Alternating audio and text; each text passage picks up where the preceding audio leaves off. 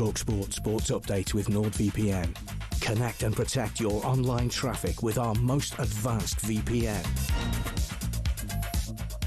Good afternoon, I'm Max Scott here with your sports headlines. Chelsea maintain there's a 5 p.m. deadline for any bids on Enzo Fernandez, and with historic interest from Man City, Enzo Maresca's refused to be drawn on any potential deal. I don't think it's correct when other clubs they speak about our players, so that's why I'm not going to say nothing about players that they are not with us. He says he doesn't expect any business to be done today. Elsewhere, as Arsenal look to strengthen their backline with interest in Jarell Quansah and Ezri Konsa, Mikel Arteta has given us an injury update on Timber and Saliba. Darren is progressing really well. He's on the pitch. We are ramping up now certain actions, and especially the volume and the load. And I think he's in a good trajectory, but still a few weeks to go. And Willie, as we all know, it's a long-term injury. Martin O'Neill is back at work at Celtic after his small hospital procedure. The 74-year-old missed last weekend's win at Kilmarnock, but he says he was pleased things went smoothly without him and that he's on the mend. And the Championship returns at Molineux tonight as Wolves take on Blackburn. Wolves striker Adam Armstrong told talkSPORT how challenging it is to get promoted from the league. I think I've said it in many interviews that it's the hardest league in the world, in my opinion. Where everyone can beat everyone. And yeah, it's going to be a tough league. There's a lot of strong sides this year that are all going to be pushing for promotion. Remember, the return of the EFL is live on talkSPORT tonight. Coverage of Wolves Blackburn gets underway from 7. talkSPORT News. Andy Burnham's issued a rallying cry to us all as wildfires continue to wreak havoc and a second train derailment in under 24 hours. More with Toby at past. talkSPORT weather with QuickFit. Sort your new tyres this summer at a time that suits you best from the comfort of your home or work 7 days a week with our mobile tyre fitting service. Conditions apply. Yeah, another sunny and very hot afternoon with rain possible in Wales, Northern England and Eastern England.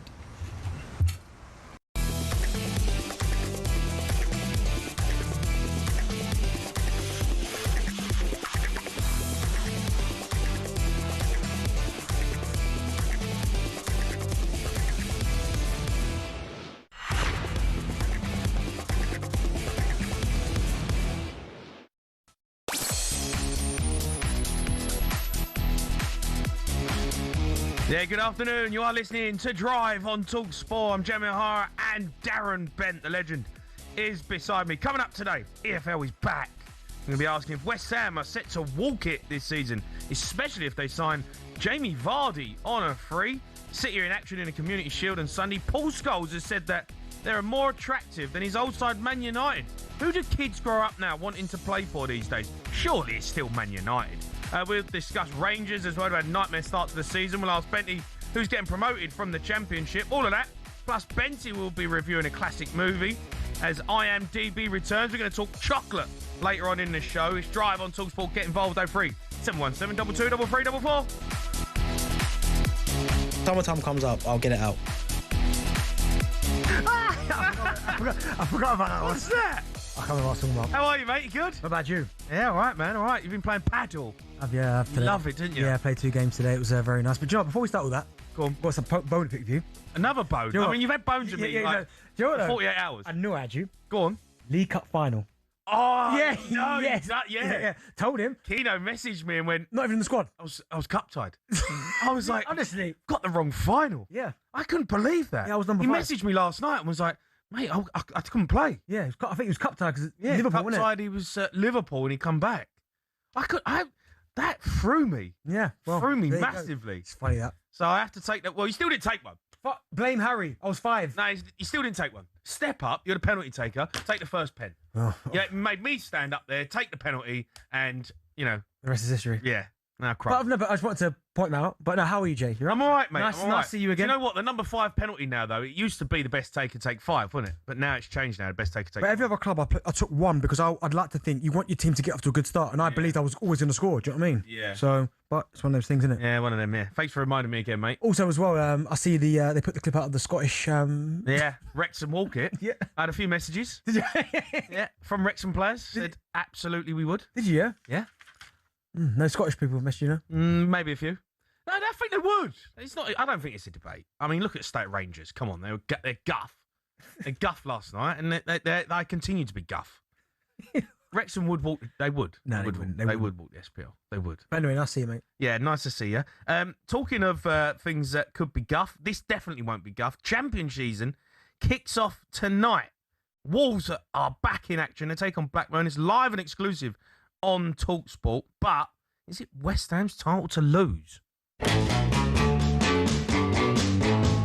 Hammers are happy on the opening weekend of the season. The final score at the London Stadium is West Ham 3, Portsmouth 1. West Ham I've got in the playoffs. I think they've lost too many and not enough incoming, so I've got them in the playoffs. I think they'll start well, but I think there'll be a period where they lose focus. They're sort of, they're dreaming of the Premier League. They know that they're going to be winning a lot of games. They're favourites to go up, but obviously the Championship is just, no one can completely predict that. But West Ham keeping Jarrod Bowen is literally everything to them. I mean, he's way too good for that division, so he should be taking it by storm. I've every confidence West Ham will be up. Drop the shoulder on the edge of the area, and then a wonderful goal by Jarrod Bowen. Yeah, talkSPORT is your official home of the EFL. We'll be bringing you 6 exclusive games across the network this opening weekend. All kicks off tonight. Wolves against Blackburn, then Burnley against West Ham. That's live on talkSPORT 2 on Sunday. West Ham been linked with Jamie Vardy, plus Celtic midfielder Arne Engels as well. He's agreed terms on a 5-year deal with the club. They've actually done some decent business, West Ham.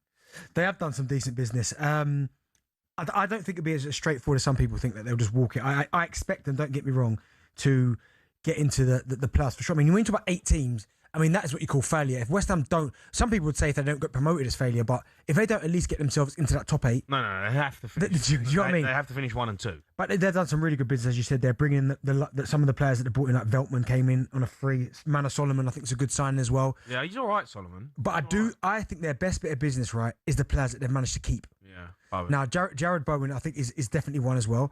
I think you look at someone like Souček. I think he's a good player as well. I just think with the squad that they've got...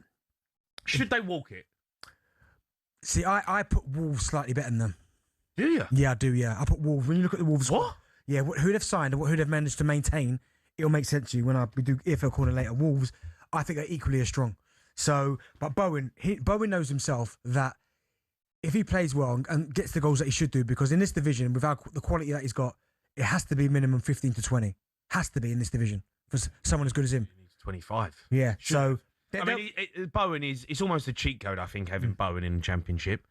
Do you know, like, he's so good. But do you know what it is? Like, his leaps and bounds, that really and truthfully, he is an England international. Exactly. It's one of those where it's almost reputation and kind of that arrogance. I remember being at Ipswich and West Ham got kind of relegated from the Prem and they come to the Championship. And even though they're in the Championship now, they're still West Ham. So they've still carried that kind of arrogance, that kind of, you know what I mean, that aura about them, that we're still West Ham, we're still the best team in this division. And I think West Ham going down to the Championship and people playing in that stadium as well, I think they it's big pressure, but I think they'll be able to handle it. I don't think it's the home games where the issue is going to be for West Ham. I think it's the away games. Yeah. The away games on a Tuesday night, under the lights, Lincoln away, Wrexham away, like the tough games that they'll have. Yeah. That's where I want to see if West Ham have got the stomach for the fight, because Championship is hard work, right? It's relentless. I've both played in it. It's not easy. No. So your players have got to be up for it week in, week out. You ain't necessarily even got to play that well. No, but you've just got to know how to win. And that's where the manager, Nuno Espirito Santo, has got to... It's not even so much now about the best players. It's about the right characters. I think that to get out of the Championship, of course, every team needs good players. But equally as important is the character. I think, as you said, they're going to some of these tough players on a Tuesday night, all playing Saturday, then Tuesday, then it's hard down there. If you've got the right mentality and the right characters, like people like Jarrod Bowen, that's up for the fight, then they should be fine. But if you sign players and they're a little bit like, nah, I don't fancy it today, there's going to be a long season, because their mentality has to shift. Because in the Premier League, there are loads of teams that are bigger than West Ham. Every single week in the Championship for West Ham, they are the cup final. Do you rate Bowen? Yeah, I do, yeah. I just don't put him as highly as some people put him. How high would you put him? Like, he should be in the Premier League, 100%. Okay, yeah. Where in the Premier League? Well, he's not better than Saka. I'll tell you that's the argument I've had with so many people, because people look at numbers, but if you look at player for player, Saka's better.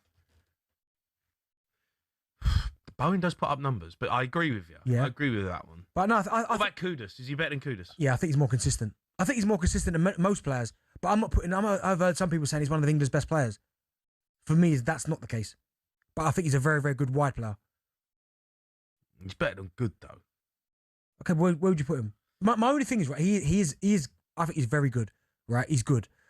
But I'm thinking, right, Salah leaves, Liverpool go and get him. Don't do it. Do you know what I mean? I'm thinking, where are the real, don't get me wrong, West Ham are a big club, but do you know what I'm saying? Salah leaves, I'm thinking, he's nailed on, really. Go to Liverpool. Yeah. Doesn't do it. They opt not to go for him. His age? Do you think he's not good enough for Liverpool? I mean, he's not Salah. But could he? Does he go to Liverpool and make them weaker by being in their squad? Absolutely not. But my point is, they didn't opt for him. Why didn't they go for him? Do you think he can still play for England being in the Championship? No, absolutely not. Why? There's too many competitions ahead of him. He was in the Prem last season and didn't get picked for the World Cup. Now he's dropped down a division. Yeah, I know. So he's just like unbelievably in good form. Like, do you know what? Right? Like, there was an argument that he should have gone to the World Cup. He maybe just missed out because of West Ham's failures. Well, I probably at the start of last season, right? I said something, and I look back at it now, and it's like at the time Thomas Tuchel really liked Madueke, right? Yeah. And I said Madueke's better than Bowen, right? The way Madueke ended the season and his World Cup, if you look at the consistency, Bowen's better. It's not even a comparison. Bowen's better than Madueke. Yeah, Madueke's direct, he's sharp, but Joe, I really hate picking on individuals because it's not fair. But watching him at Arsenal at times last season, yes, he did a lot of really, really good stuff, scored a couple of nice goals, but I end up calling him nearly man.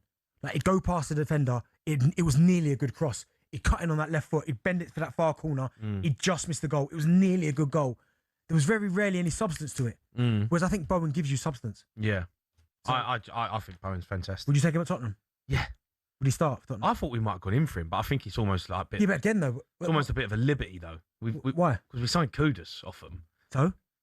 Pecking order, no? You can't take both. You take Kudus and then take Bowen. I just don't know. Chelsea must have took about Fernandes. 12 players from Like, we always sign West Ham players. We always nick their best players. I know. Yeah, but I know that's my only thing with Bowen. I just don't know if Bowen wanted to leave. I know you say, oh, why is that big club not coming for him? I think Bowen wants to be at West Ham. There's no way on the planet, if Liverpool come knocking, he's opting to go... No, if West Ham was still in the Prem, I might go, fair enough. He's going to the Championship. Yeah. And you don't turn down Liverpool anyway. Well, he's staying at West Ham, so... Yeah. And that's a big bonus for him. And that's why I said their best recruitment so far this... Nah, he loves West Ham, mate. You think you would have turned down Liverpool for West Ham? In the Champ? You can't turn down Liverpool. That's what I'm saying. Someone else. Would he turn down Tottenham? Probably. Probably. You can't turn... Like, Liverpool, you can't turn down. No. Like, Arsenal wouldn't have been in... Arsenal weren't in for him. No. Man City weren't in for him. No. Chelsea? There's no reason he can't get in Chelsea's squad. Well, he ain't better than Palmer, is he? Okay, that's one. He's better than what they did have, like Garnachos and all that. Madueke. Is Gittins still there? Gittins and all, he's better than them. Yeah. But again, didn't go for him. I know their model has changed in terms of not the young players, but Jabi Alonso might have gone, here we go. I just think he wants to be at West Ham. I think Mark Noble's there. I think you've done a good job with him, keeping him there. They've signed some good players, and they said to him, look, hang around one season, we'll get you out of it, and then we'll be back. Yeah. And then he's I hope so. a legend, isn't he? He's a legend. He's probably a West Ham legend anyway now. I mean, he scored the winner in a European final. Yeah. He probably is already. Yeah. What about Vardy? Get him. If he's the option is there to buy Jamie Vardy, even as like backup, I'd start him. Is it Castellanos? Yeah, he's not bad. He's not bad. Yeah, but again, we're talking about characters. We've seen Vardy. I know he's getting older, but even the experience that he's got, playing in on a Tuesday night, and it's like, he knows what it takes, and having him around the squad. Yeah. Imagine him coming on if he starts or coming on for the last 20. Yeah, yeah. With that pace, which is still sharp. No, I agree. 100%. You have to get him. Have to go and get him. Yeah. If he's willing to come as well, get him. Yeah. I can't actually. Are you looking forward to the Championship? Yeah, I love it. It's all right. Yeah, I love it. Really, really love it. Obviously, a couple of my old teams. Charlton's down there. Derby's down there. I know there's probably a couple of others, but I can't think off the top of my head. But yeah, Charlton, Derby. Charlton, Derby. You've been at a few. Yeah. I hope Charlton get promoted at some point, man. I mean, Burton. Burton? Yeah, they're down there somewhere. Yeah. What do you mean somewhere? Do you mean they're down? Yeah, I think they're League One. I think League One. Down there somewhere. I think League One. That's so out of order, mate. Come on. Cluffy wanted you, mate. He's good manager, by the way. Yeah. I like Cluffy. Yeah, I've got a funny story about Cluffy. Have you? Yeah, I'll tell you in a break. He wanted me, and I said no. Hold on, I know what happened here. You opted to do something else, didn't you? Yeah. Yeah, I knew that. I think he told me that. Did he? Yeah. Yeah, it's a bad move. Right, anyway, get your calls in. You want to talk about Championship? West Ham, are you confident? Are you going to walk it this season? 03 717 22 33 44.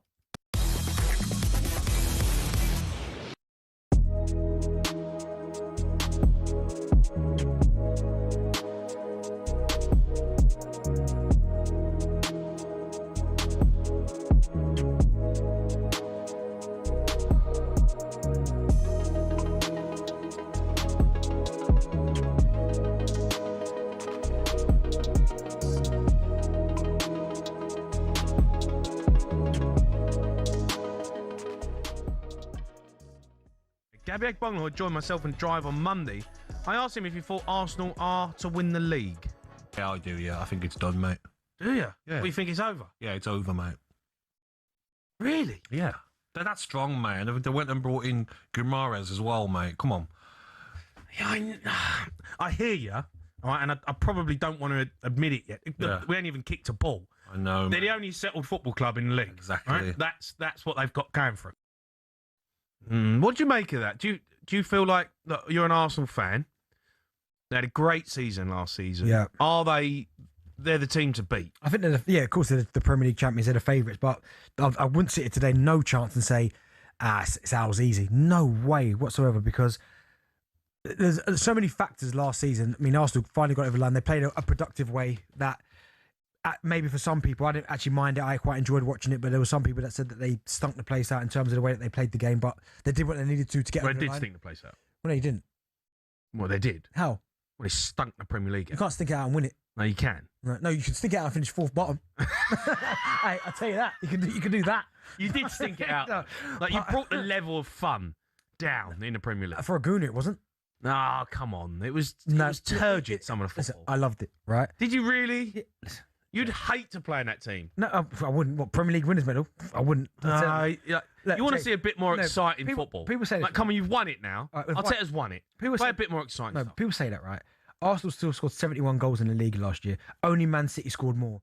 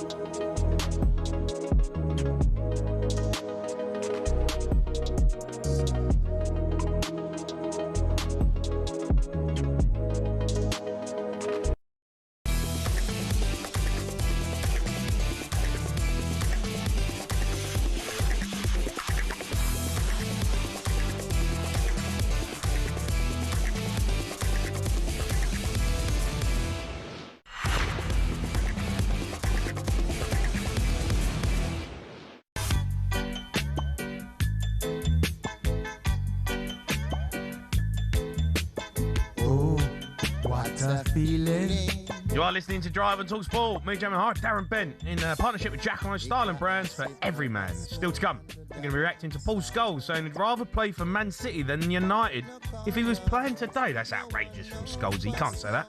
Just quickly though, let's hear from West Ham boss Nuno ahead of their opening game of the season against Burnley. It's live on talkSPORT 2 this Sunday. Beautiful competition. It was I believe that's one of the most difficult competitions in Europe. The amount of games, the level of the opponents, the schedule, all these things plays a part.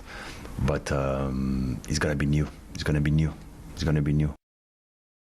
Yeah, look, he's done it before in the Championship, and he was a right good manager. And he's, I think they're in a good spot actually, West Ham, considering the fact that they went down, they lost some decent players, but they've kept hold of Bowen. And I'm just looking at the players that they signed. Engels, 22 million. That's a good signing. Do you know? Big money to go in the champ as well. Yeah, big money. So. Like they're not messing about. No, they're not going down and going, well, this might be, we might be here for a couple of seasons. They've gone down and been like, no, reset. We're going up. Well, you know where the money is. The Premier League's where the money is. It probably serves you best to get back as quick as possible. And for West Ham, they've got a chance, got a really good manager who's done it before.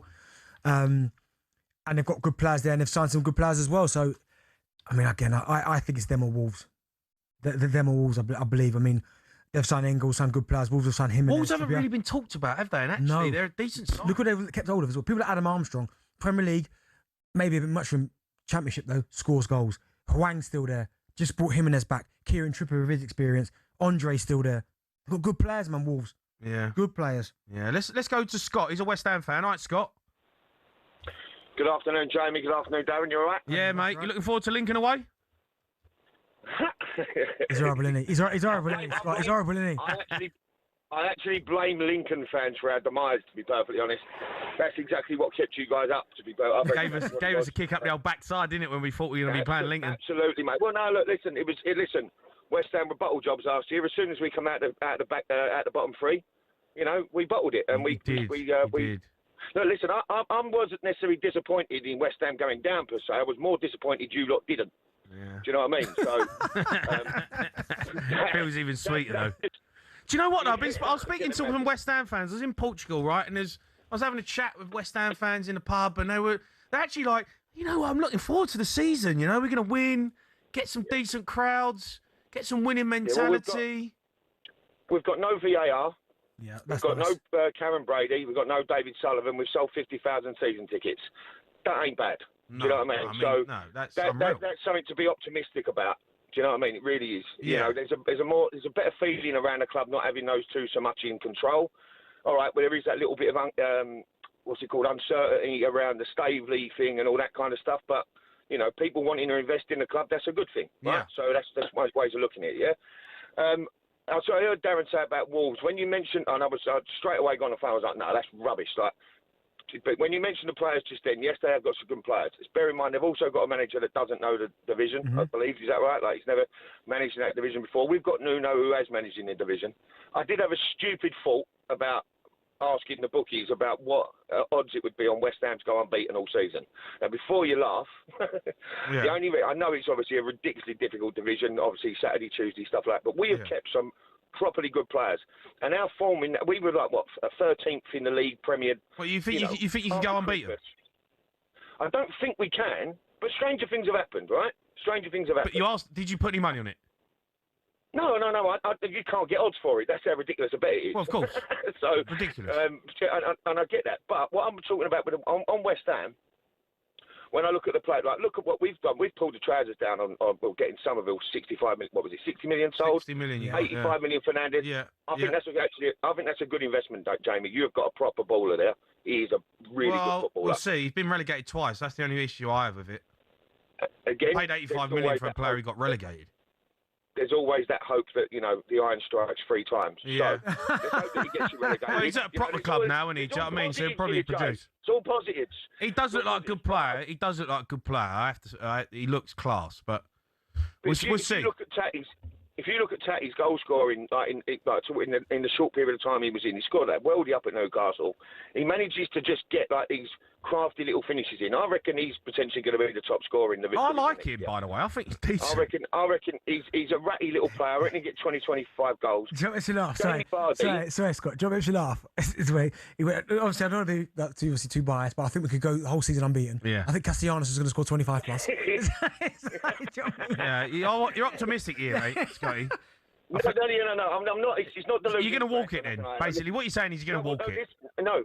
See, this is the thing. So, on the general realistic side of things, though, West Ham have been, in my lifetime, been relegated twice, and we haven't come up and automatically we've gone through the playoffs each time. Yeah. So, And we've gone down with good squads. Like, think of the season we went down and we lost Joe Cole, Defoe. Yeah, that was crazy. That was criminal when that team went down. But we kept Michael Carrick. And Michael Carrick stayed for us that season and then joined Spurs the year later. And we didn't go up with him. Do you know what I mean? We ended up going up when Pardew ended up buying proper championship players. Nigel Rio-Coker, Hayden Mullins, etc., etc. So is having, and this is a question to you boys, like obviously, like, Jamie, did you play in the championship with Wolves? Yeah. Yeah. So did any of you, like, when you were there, feel like you had this divine right to be in the Premier League? Or did you end up sitting a game? Well, we went down again. And so you went, so there's that. So if we be honest, with the quality that West Ham have got, we could potentially, I know it's a long shot, go unbeaten all season. No, you ain't going on, like, get that out of your head, mate, right? You ain't getting unbeaten in the Championship. It's 46 games. However, there is just as much with the fact that these players think that they should be playing at a higher level. They get complacent week in, week out. Yeah. They lose these games on a Tuesday, and we end up getting relegated. Yeah. So yeah, you ain't going to get relegated. You'll be in the playoffs, right? The worst case scenario, you'll be playoffs. I think you should win the league, but you are right. There is you have to hope that these players who are coming back to playing, have been playing Premier League football, and some of them, have kept some decent players, but they have got to be up for the fight. The Championship is not the Premier League. It is completely different. It's end to end. Players give the ball away more. There's more running. It's more high balls and set pieces and long throws and direct play. These players have got to be up for a different style of fight. It's going to be difficult. Again, West Ham, they've recruited really well, but you're right, it's about characters. It is about characters, but I mean, Vardy would be, if he's there to just sign him, you have to sign him. Yeah, I think he's a decent squad player, but they need to. I think West Ham have got to get off to a really good start. We always do in this division. But you know what, though? I think this season, though, someone's made a good point, actually. Ramsdale's been relegated to us, and he's still better than Kinski. It's true. No, he's not. Yeah, he is. No, he's not. Yeah, Rambo is. He is. Ramsdale's not better than Kinks. He is. No, I totally disagree with that. Who's that? That is a Ben. Ben, you're talking guff. No, I think he is. But no, I genuinely think for this season, though, I don't think necessarily you have to get off to the best of starts because of the whole 8th place. 8th place is now in the playoffs. West Ham have to win the league. No, my point is, though, yeah, you said about they have to get off to a good start. The reason they have to get off to a good start, Benny, is because if they set their stall out early doors, first 6, 7, 8 games, right, and they just go bang, just start blitzing everyone, then everyone's going to go, it's tough. Yeah. You know what I mean? Mm-hmm. But West Ham's everyone's cup final in the Championship. Yep. So if they give anyone an inkling or a sniff that they're not at it, they're in big trouble. Yeah, they get rolled over. Yeah. Right? But if they go bang, bang, 3, 4, start putting everyone to bed early doors. I mean, it's not that easy, but yeah. No, but 3. You like the last call? Yeah, but Coventry done the same last season, didn't they? Yeah. Ipswich have done it. When you go, Burnley done it. Just blitz everyone, bang. Then you don't give anyone a sniff. And then Christmas, when it gets tough and you got a few games, you're allowed to lose a few. You can have a little bit of a little dip. But if West Ham give people a chance to think that they can get results off them, it's going to make it even tougher. Yeah. Okay. Yeah. All right.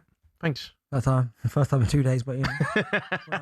First time in 2 years. Yeah. Right. Bentsy's going to be predicting who's going up. Oh, is he? Yeah. Championship. I didn't know that. I thought I was doing the EFL roundup. Okay. Yeah, no, EFL roundup. It's time for no googling though.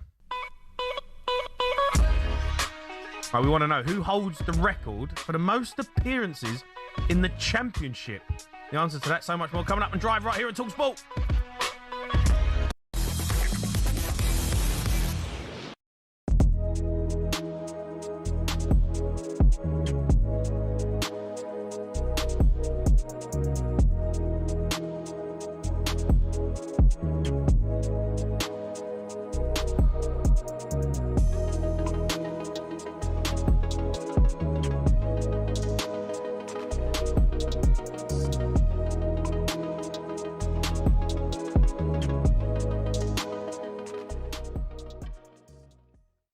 He was bullying Pacho.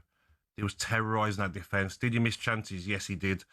Players at 25 will miss chances. Never mind 17. He's going to learn a lot. I don't think you can start saying now he's the next striker after Harry Kane. But you know what you need to do now, Jeff? If I'm the FA, I am fast-tracking him because Luxembourg, no, he's not going to choose Luxembourg, but Cameroon, parents are from Cameroon. They'll be looking at him right now saying, we want to get him in the squad for the Cameroon.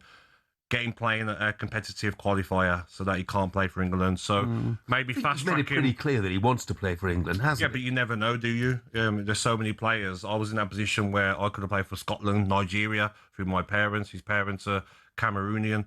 So if I'm the England setup now, he's been called up to under 17s for friendlies this month. Yeah. I'm fast tracking him even into the 21s. Not straight away now, Jeff, but let's see how he does over the next 2 or 3 months. It won't surprise me if he gets fast-tracked to the 21s. And Thomas Tuchel, the FA, are looking at it and saying, okay, do we get him into the squad? Do we get him a cap in a qualifier, a Nations League game, so that he has to play for England? Because after Harry Kane, how many strikers do we look at and say, whoa, he's the next Harry Kane? I agree. They shouldn't put pressure on him now that he's going to be our next striker after Harry Kane. But that performance last night, even though it's only 60, 70 minutes, he was fantastic. And maybe if he continues and the manager gives him game time this season, we could be looking in 2 years' time, Jeff, at the Euros and saying he's on that plane and he's the cover for Harry Kane. Yeah.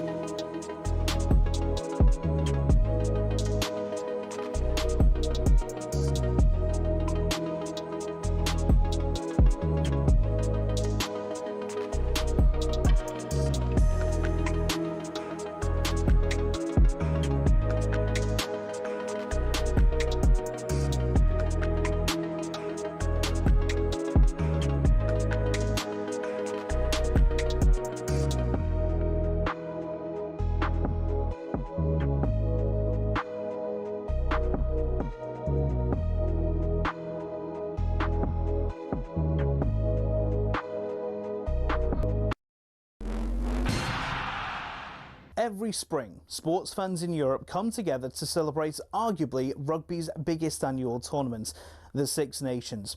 But why is it the home nations, plus France and Italy, and no one else? It all started back in 1871 when Scotland beat England in the very first international rugby match. A few years later, when they could field a team, Wales decided they'd host England and an idea was thought up. With Ireland keen, they formed the Home International Championship, which ran from 1883. In 1910, France was allowed to join, as they were developing into a serious rugby nation, and thus the Five Nations was born. France had an interesting history with the championship. They were actually booted out for paying their players in 1931, when the home nations were keen to keep it amateur. After World War II, though, France were let back in, but it remained a closed shop for more than 50 years. And when another country was let in, it was only really because the Five Nations hand had been forced. Italy was developing into a serious contender, beating Scotland, France and Ireland twice in the same year, meaning in 1999 officials got together and said yes to Italy and it became the Six Nations. So what changes, if any, come next? 7 nations? 8? A promotion and relegation system? Or should we leave it alone and let it remain the great rugby tradition it's become?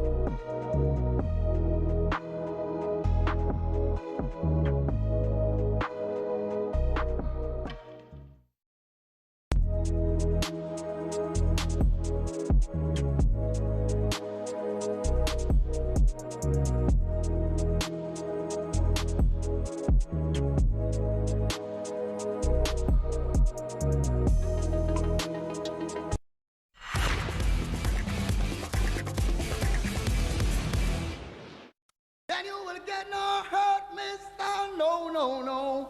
I said yeah. I said yeah. What they say. You are listening to Drive on talkSPORT. I'm Jamie Hart, Darren Bent alongside me. Still to come, we're going to be asking, are Man City really now a more attractive club than Manchester United, even for academy prospect? If you're a young player, your son's a young player, or your daughter's a young player, great at football, would you want to go to Man United or Man City? Before the break, we asked you, who holds the record for the most appearances in a Championship? The answer? Albert Adamoah. Bristol City, Borough, Forest, QPR. Albert Adoma. Adoma. Yeah. 526 appearances. That's nuts, that. That's outrageous. I don't know if it's him, but I'm sure I read a stat where he's played at pretty much every level. Like he's played obviously Prem, Championship, League One, League Two. Yeah. Yeah, but he was a good player, by the way. He was very good. I remember him at Villa, I remember him in Middlesbrough. He was good, very good player. Good player. You asked me a question before the break. You said, would you rather be the top scorer in the Championship ever? Yeah. Or score 50 Premier League goals? What would you rather? Oh, Prem. I've got 100, so... I'd rather hold on to that. That's so good. But yeah, I'm not quite sure. How do you get 100 goals? Unreal. That's unbelievable, that, by the way. That's a hell of a stat.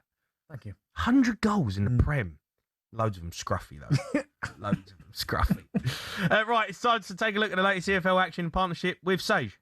Benty's EFL Corner on talkSPORT with Sage, official accounting software partner of the EFL, supporting the businesses behind the badge. Yeah, Benty's EFL Corner. We're looking ahead to the opening weekend in the Championship. Let's start with tonight's opener, Wolves v Blackburn. It's live on talkSPORT. You said Wolves are the team to beat. They are one of the for me one of the teams to beat. Again, I know it's a manager, Cesar Picciotto, but hasn't had any Championship experience. But I think he likes Raul Jimenez, who had really good years at Wolves. Kieran Trippier, obviously experience. Then you look what they managed to hold on to: Andre Huang, Adam Armstrong. Someone I didn't even mention, Mateus Amane. He's a good player, by the way. Very good. Really good player. 18 years old. Surprised he stayed. Exactly. So I think Wolves will be one of the teams. Yes, West Ham with their squad is probably slightly stronger, but I don't think you could just discount Wolves. 8 years in the Prem, first year back out the league. Wolves are one of my favourites. They have to be. They win that game tonight. Let's move on to Sheffield United. They got Birmingham. That's live on talkSPORT 2 tomorrow. Birmingham finished 11th last season. Do you think they need to go for a top 8? Yeah, I think they need to be better. Birmingham, I certainly do. I remember a lot of Birmingham fans that I know, that feel-good factor in League One where they completely broke every record. They were absolutely brilliant, winning every week. Yeah. Maybe didn't quite go to plan last season. But it's going to be a tough game. Like, again, Chris Wilder and Sheffield United, I look at them, I'm never really on the back against Chris Wilder. He just knows what he's doing. The only thing for them, though, haven't really spent a lot of money and they've lost their best player. Gustavo Haim has gone back to Coventry, which is a massive, massive blow because I think it was even the year before, was voted the best player in the champ. Why was it Sheffield United? The fact that Coventry have got him, that's a fantastic signing for them. But then Calvin Phillips now, can he... we ain't seen him for about 4 or 5 years. Well, I don't know what's happened there. Wow. He's got an opportunity now. Callum O'Hare's going to have to step up. But with Chris Wilder, I like him. I think he's always got... I think you've always got a chance. You've got a chance for him. Yeah, 100%. Watford hosts Southampton. That's live on talkSPORT 2 on Sunday. Southampton start on -4. Yeah. Do you think they're going to get a bad reception? Yeah, potentially. I think there's going to be a little bit of that. But I still, again, with Southampton, I still make them as one of the favourites. I think you have to. They've managed, again, like some of the other players we've spoke about, they've managed to keep hold of a lot of their players. I like Cole Larin, the striker, had a really good World Cup for Canada. Thought he was brilliant. Cameron Archer's got shown flashes. My mate Ramsdale, he's there as well.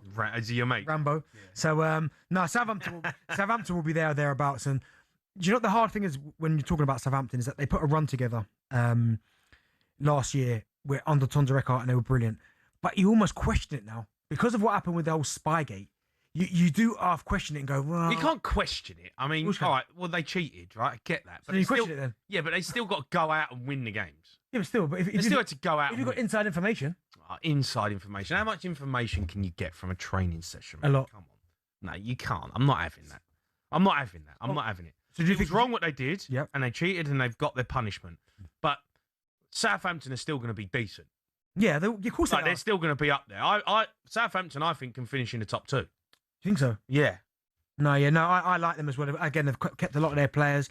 I mean, Howard Bellis, you've got to think about it. I swear he's an international. Did he not score on his debut? Howard Bellis, I'm sure he's got a header, but Yeah, they'll be one of the favourites for sure. If they can get off to a good start, I think they'll be one of the favourites too. Cardiff against Wrexham. That's live on talkSPORT 2 Monday. Big game, that. First time Welsh sides have met in the league since 2002. Yeah. Wrexham just missed out on playoffs. Can they get there this time around? Well, if it was this season, they'd be in there because it's 8 teams.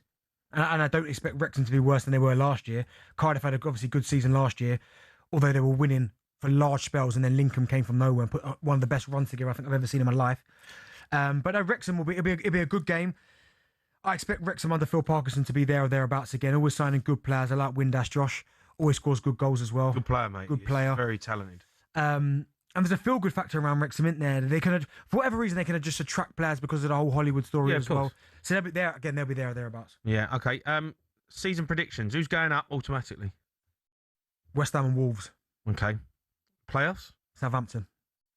Going up? Yeah, I think so. Right, okay, so you agree? Pretty much we agree then. Yeah, I think Southampton. The only thing with Southampton is, no, actually, do you know what? There's not. I know there's always a team that's rogue and comes from somewhere. Yeah, who is that team? Is there a rogue team? Well, do you know what, right? And people might laugh at me when I say this, but the only reason why I do say this is because when you look at Lincoln last year, now I remember Ipswich, right? Ipswich didn't even win League One. They finished second behind Plymouth. But they used that momentum going into the Championship to springboard them to get promoted again. Mm. With the run that Lincoln went on last year, if they get off to a good start this year, tough place to go as well, there is no reason why they can't go boom, boom. I know they haven't got the finance. Lincoln ain't getting to the Prem. No, okay, people said that about Luton. The manager left. People said that about Luton. Nah, ain't happening, mate. You don't think so? What do you mean? Lincoln in the Prem. Luton did it. You would have said the same thing about Luton. Would you not? Give me whenever Luton were in there, give me 2 years before that, you'd have gone no chance, Luton. Lincoln ain't that. No, but you ain't answered Luton yet. No, I know I've not answered, but Lincoln ain't happening. All I'm saying is, use a bit of momentum, you never know. But those are my predictions. Yeah, the manager. I hope Charlton go up. Who's going down? I ain't doing that. I don't know yet. What do you mean? I ain't doing that yet. You ain't doing it. No, I'll wait to see it. This is EFL, Ed Bentley's EFL corner. Yeah, no, you've got to give me a relegation. Yeah, but the Championship, it never plays out that way. What? That Championship, I would have never said Leicester would have gone down last year. But this is Bentley's EFL corner. What do you know what I'm thinking? You give me something. You're rent. I live here. Yeah. You're renting, right? So you give me something. Okay, Charlton. Shut up, you idiot. Derby. Who else you played for? Hold on. Burton. They're not in the Championship. Oh, no, they're in. Well, they're in League Two. He was in League One. Do you know what? I do think this season will be difficult. There's a lot when you talk about on paper. There's a lot of teams in the Championship that not that long ago were playing in the Premier League. You've got the likes of Southampton, Wolves, West Ham, West Brom, Watford, Swansea, Stoke, Sheffield United. Do you know what I mean? Not that these teams in not that long ago were in the Prem. So it should make for a fascinating season. No, it's great. Who's going up from League One? Oh, right, we're going there, are we? It's Bentley's EFL corner. It's not just a Championship. Yeah, no, yeah, but sorry, but what is this? No, the I thought you'd done your homework. No, I did, yeah, but Bill said all Championship, and now he's laughing his head off in there, throwing League One at me. But I think Leicester will go again. Yeah. I think they'll go back up. Yeah. Do you know what? Go on, Luton. Jack Wilshere. Yeah. I know what you're going to say now. League Two. no, Luton. Yeah, I think Jackie Boy will get it. Will get it done. Yeah. All right. League Two. Burton. Oh, you want me to do League Two? Yeah. Yeah, come on. That's your thing. It's Bentley's EFL corner. Yeah, no, yeah, no. You can't disrespect League Two. No, do you know? I'm going back to the Championship. There's a team I haven't spoke about, and I should have mentioned them because they were brilliant last season. We did speak about them briefly yesterday, and it's just whether he could do it again. Is Alex Neil at Millwall? They were the last couple of years they've been brilliant, but last season as well, the football that they played, I thought they were absolutely outstanding. Although the playoff games they played in were absolutely horrible to watch, but if he can work his magic again, I think Mill will be. Mill will be in the playoffs 100%. I'd like to see Mill in the. I'd like to see Mill in the Premier League. Yeah, so would I. Yeah, absolutely. Chaos, man. Mate, they're a family club now. Are you from there, Bermondsey? Yeah, Bermondsey boy, no. Oh, yeah. All my family are Mill fans. I'm the only Tottenham one, really, out of all of them. I've always been an Arsenal fan. What? I've never been Arsenal. Yeah, isn't he? Look at that. Got him out there, and I got him. Never in a million years been Arsenal ever. I used to turn up to JVC Centre with a Tottenham shirt on. Your favourite player was Ray Parley. You told me. Emmanuel Petit was actually. Was he? Yeah, I loved Emmanuel Petit. He was a legend. Yeah, what a player. Right, that was thanks to Sage. Benty's EFL Corner on talkSPORT with Sage, official accounting software partner of the EFL. supporting the businesses behind the badge. You can get your calls in. You want to talk about a bit of EFL? What about National League? You done them? National League? Panorama? No. You should know about that. You played there. 03717 223344.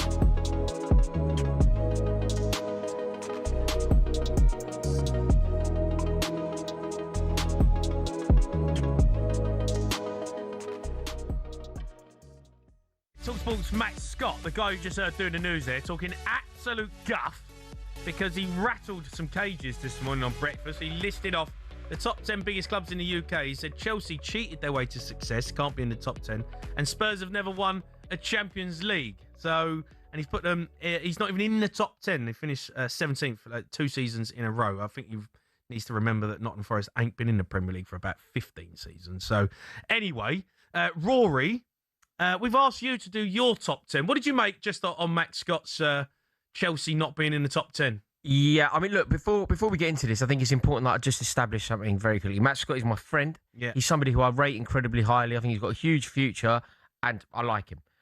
It is one of the worst things I've ever heard in my entire life, though. All of that being said, now, I think we can just go for the jugular, be completely honest. Yeah. It gave me a migraine. Yeah. I feel like listening to that list, I've lost IQ points. Having heard that, I'm now thicker because it is the worst list I've ever heard of anything. No, there's some bad takes on talkSPORT, and we're all likely to come out with some nonsense every now and then. And you are. Speak for yourself. No, you are as well. No, and you know, you can back your argument. But when I heard Bill sent me the list, and I just was just like, yeah, everything about the list, everything about the list was wrong. There's clickbait, and then there's just you're talking absolute. Yeah, it's like ridiculous guff. It's lunacy. It's like, should Matt Scott be reading the news, being on talkSPORT, or should he be in Broadmoor?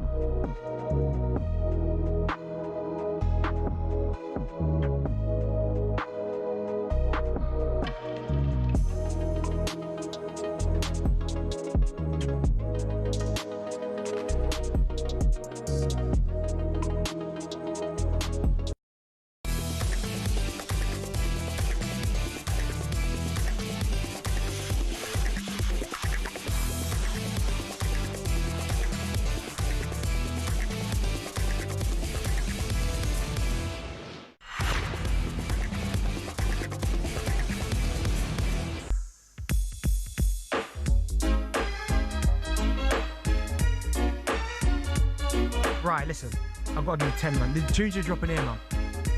Just give me a go before you said intro. Just give me a last minute. She doesn't want me around. What are these tunes? What are these tunes? Yeah, I know, but what is it? Why? Reggae, summer, the weather's nice. I don't. It feels really weird, right? Because on the decks today is producer Ryan, who is the producer of the sports bar, and I've not seen him for 2 months. He worked, record-breaking sports bar. And now he's like on the decks doing like Harry Howell's job. It just feels so strange to see him there. I'm like, and he's playing reggae music coming out of breaks. Like, what's going on? Hey, right, I love it. Keep it going. The outside people driving or wherever listening to this show, bit of reggae playing, they like it. No, you can't beat summertime listening to reggae. You can. You can't. Summertime with Oasis. No, reggae's better. No, it's not. It is, man. Well, you talk about genre versus a band. No, reggae's better than Oasis. Reggae's a band. Reggae's a genre, not a band. Oasis is the best band ever. Okay, but reggae's a genre. Yeah, not a fan. You're crazy. You don't like Bob Marley, no? Oh, I like Bob Marley. Oh, so you're a fan. All right, who's after Bob Marley? Well, in my opinion, Dennis Brown. Gregory. Yeah, I have no idea who you are. Oh, wow. Barris. Who? Boris? Barris Hammond. Yeah, good. Yeah, I like him. All right, still to come, we're going to be discussing our top 5 favourite chocolates. If you ain't seen the clip on Tony Mowbray talking about chocolates, it's amazing. It's on EFL's platform. Go and check it out because we're going to talk about it later. But it's absolutely brilliant. Just quickly, though, Arnie Engels is poised to undergo medical at West Ham after a deal was agreed with Celtic. It's time for this. Paddy Power on talkSPORT. With Paddy's Super Sub, your new bet rolls over to the new player coming on. T's and C's and exclusions apply. 18 plus, begambleaware.org. Yeah, time now for today's Bet Builder with our friends at Paddy Power. Welcome to Alex Fitzgibbon, and we are looking forward to Sunday's FA Community Shield as Arsenal play Man City at the Millennium Stadium in Cardiff. Right, Alex? Fitzgibbon, what's happening, boss? Good to see you. How are you? I'm good, man. You? Summer? Yeah, all good. Looking forward to this evening at my own game, so looking forward to that. Alex, please remind us how the Bet Builder works. Yeah, so essentially, Bet Builder is obviously a multi-leg bet on the same game. So you can obviously pick from a range of markets, and that comes from goal scorers, assists, shots on target, corners, all that good stuff. So yeah, fairly simple and fairly easy to follow. All right. Well, let's start it off then with the old Bet Builder.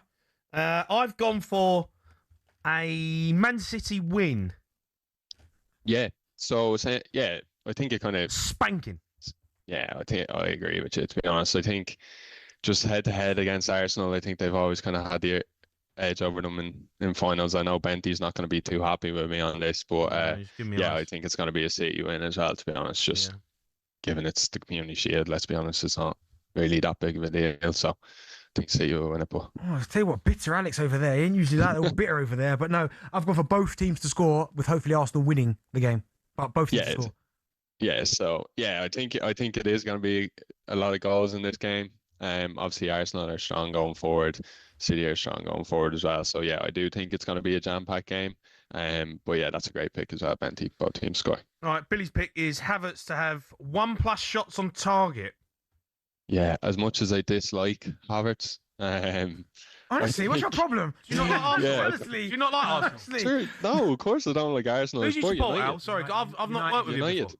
before. United. Okay, all right. Now, Yeah, now so I get. I don't have Andy here to back me up. No. Well, apparently you don't like Goldstein, though.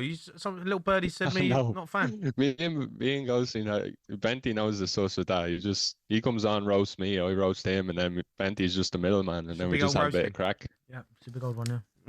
Havertz shot on target. I think it's a good one. Obviously, he averages about 1 shot on target per game anyway. So yeah, I think it's a good pick from the producer as well. What's your pick?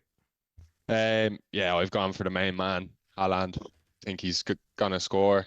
Obviously, he was an absolute machine in the World Cup last season as well. He was unbelievable. So yeah, I think he kind of goes without saying at that price as well, 11 to 10. It's a really, really good choice. Mm-hmm. And the people's pick is over 2.5 goals?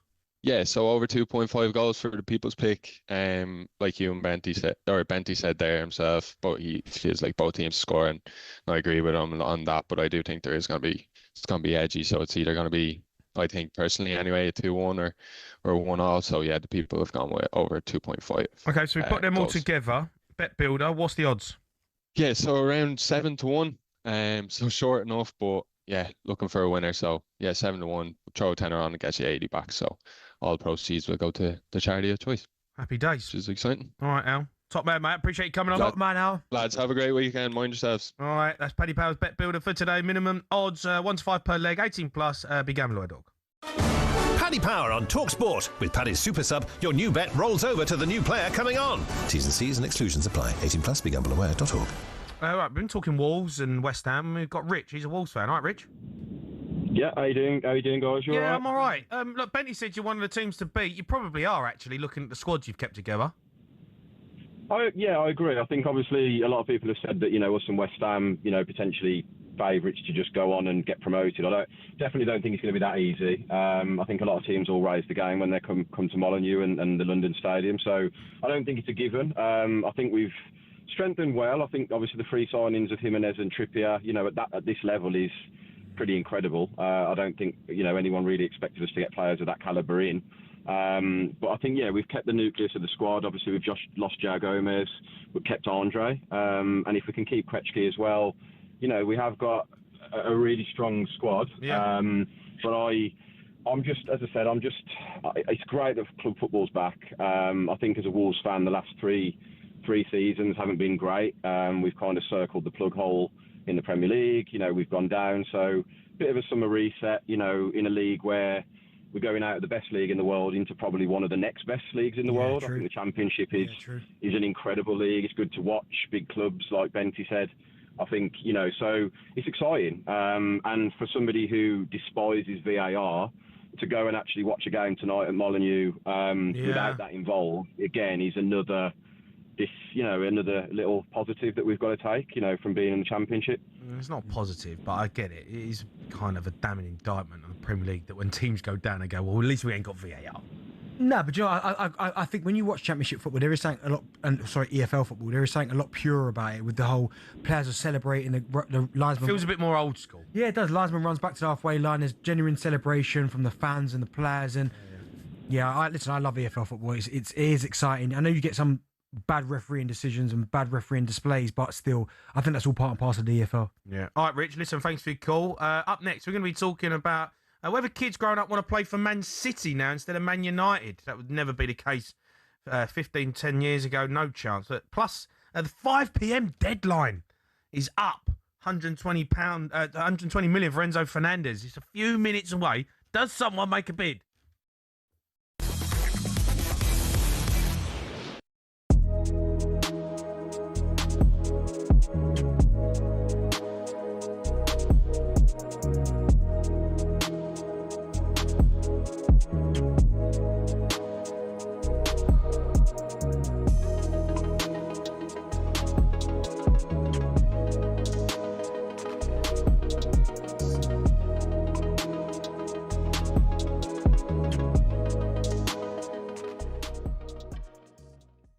There's a bit of housery about it, and since Cucurella's gone, I kind of like that housery. Oh no, I think it's a great quality. I think if you're talking about a footballer, strictly on the pitch here, and you use words like, oh, he's snide, he's snarling, he's aggressive. These are good words to use about a footballer.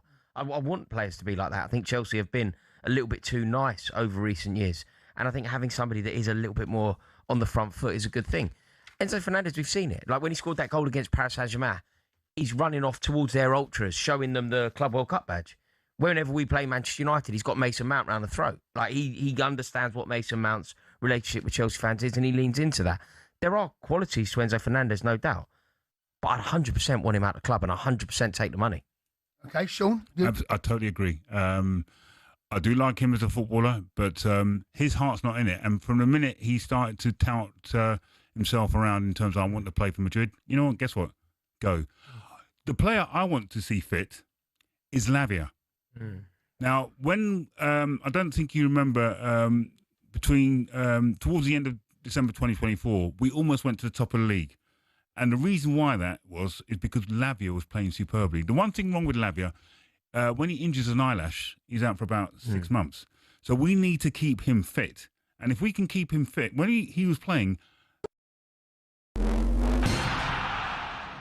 What football ground are you thinking of when someone says this? Really tough place to go. Difficult place to go. Such a tough place to go. It's a tough place to go at the moment. It was a really difficult place to go, always. But what are the toughest places to go, really? We've scoured the planet to find out.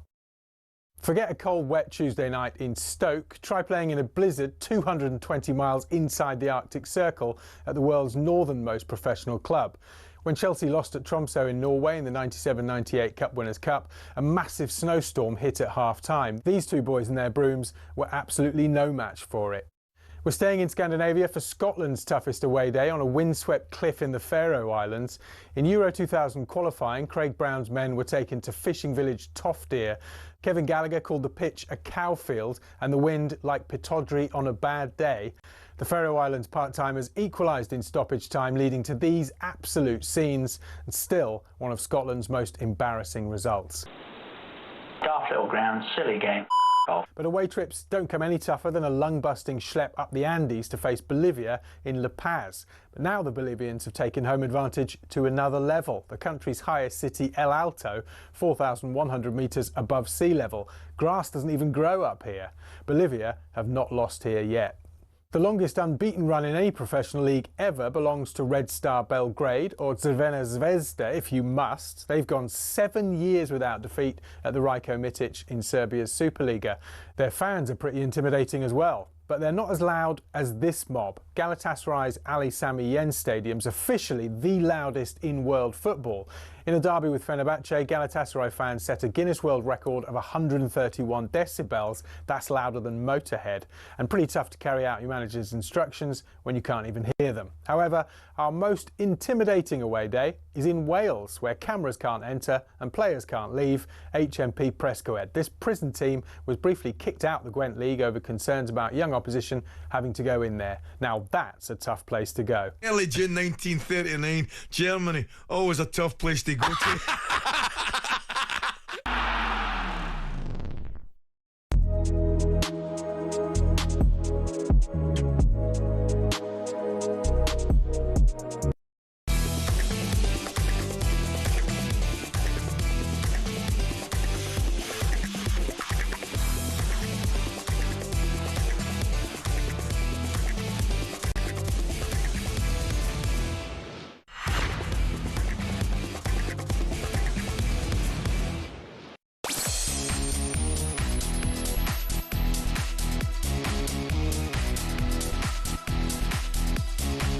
You are listening to Drive on talkSPORT. I'm Jamie Hart and Darren Bent alongside me. Still to come, we're going to be hearing from Enzo Maresca because Man City's 5 p.m. deadline to bid £120 million for Enzo Fernandez has officially passed. Ain't happening.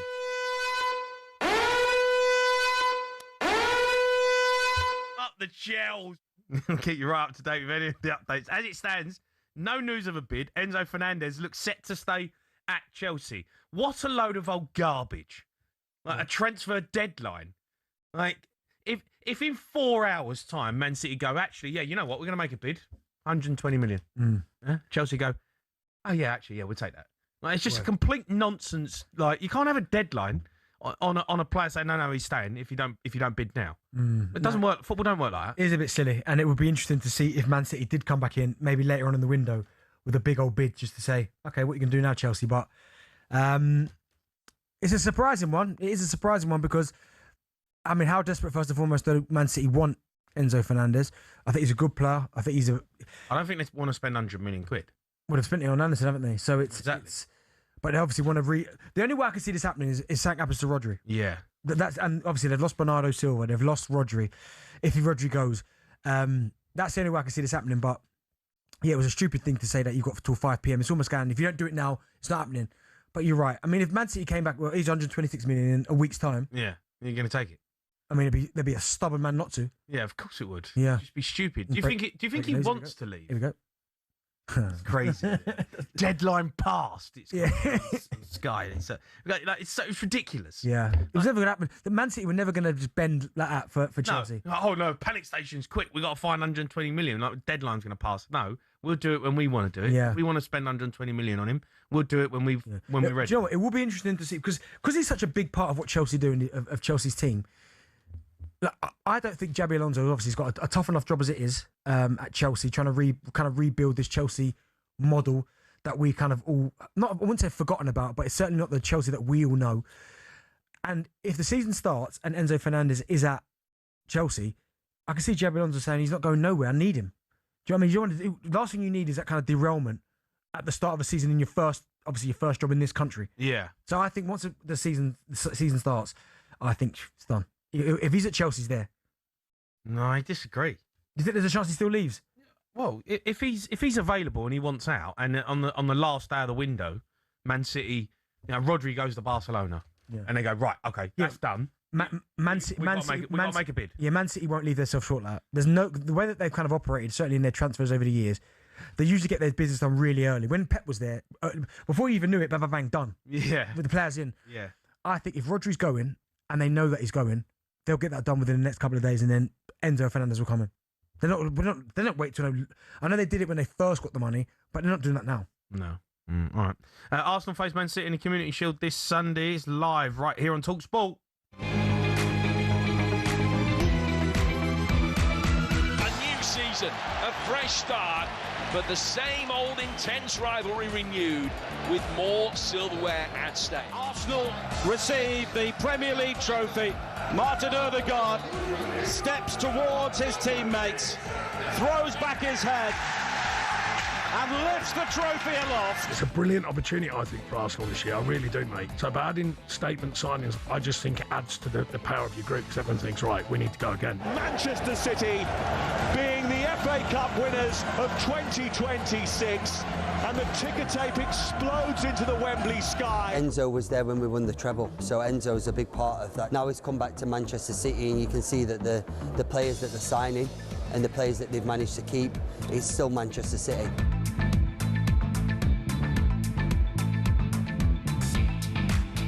Bill, can you get out, Bill? You right there, Bill? Oh, Bill, why did you fall over? Bill just come in the studio and just stacked it in front of me. You're right, mate. Honestly, don't be nervous. I love Bill. Why does he look like it? I've known Bill now probably 5-6 years. Yeah. He's like Benjamin Button. He looks like he's getting younger. I know, yeah. He looks about 12. Got a couple of new T-shirts as well. He's been kind of showcasing the last few days as well. Snoopy T-shirts. With jeans though, like, it's 40 degrees out there. He's wearing jeans, man. It's a good dog, Snoopy. He's a good dog. Anyway, we're talking about Man City and Arsenal. Paul Scholes and Nicky Butt, they've admitted that they would now sign for City if they were playing today. Scholesy said these quotes: "If me and Nicky are players now, coming from a different club over the last 5 or 10 years, if Man United and Man City wanted to buy us, regardless if you're a fan or not, I think we'd both choose Man City." That hurts saying that. It's horrible saying that. Do you agree? Yeah, I do. I do agree, because they said that if you're a player in the last 5-10 years, and that means you're good enough, that means you're a top player to go to either United or City. Yeah. You look at the last 10 years for Manchester City and what they've won, countless Premier Leagues, Champions Leagues in there, FA Cups, League Cups. One of the greatest managers of all times there as well. Of course you're going to Manchester City. Like every single season we start, we're thinking it's Man City. They're one of the favourites. They're one of the favourites. And under Pep, what had he been? Was it 7 Prems, 6 Prems? Yeah, no, listen, they're a powerhouse. I get that. But Yeah. Man United is still a bigger club. You'll get no argument from me. Man United are much bigger than Man City. But in this perspective, and you look at this generation, our generation, Man United was one of the teams, right? They were the best team. Yeah. Fergie, that's the team you wanted to play for. But if you're, say, 16 and under, now I'm going to go 16, right? Yeah. So that means you're just on the start of your footballing journey, kind of like getting pro. You're nearly there. We're nearly there. You're Man City because of what? Look what you've been sport to, right? You've seen Man City win Champions League, so many Premier Leagues. The players, Haaland, De Bruyne. They've had so many great players. Mate. I don't know. So if you were 16 again, and City coming on United now, yeah, and you had the opportunity to go right into their first team, well, just to go into their academy or first team, your future is at one of them. Yeah, clubs. I'm going to Man City right now. You're going City. Ask me when I was 16. You're going United. No, yeah, I know, but I don't know if I'm 16. I don't know. For me, I just feel like for me, Manchester United still holds something in high regard.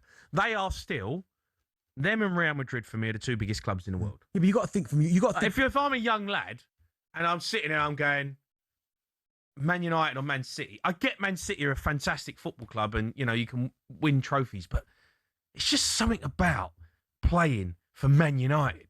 No, Manchester United. I to put on a Man United shirt. I get that. And go, I play for Man United. I understand that, right? But my point is, youngsters of nowadays, all they've seen over the last 10 years is Man City win everything. They haven't seen Man United haven't won a league title since 2013. Would you think that young lads now don't think that Man United are a huge club? No, I think they know they're big, but I think a lot of young kids now will think that City are bigger. Nah. Not even bigger, better.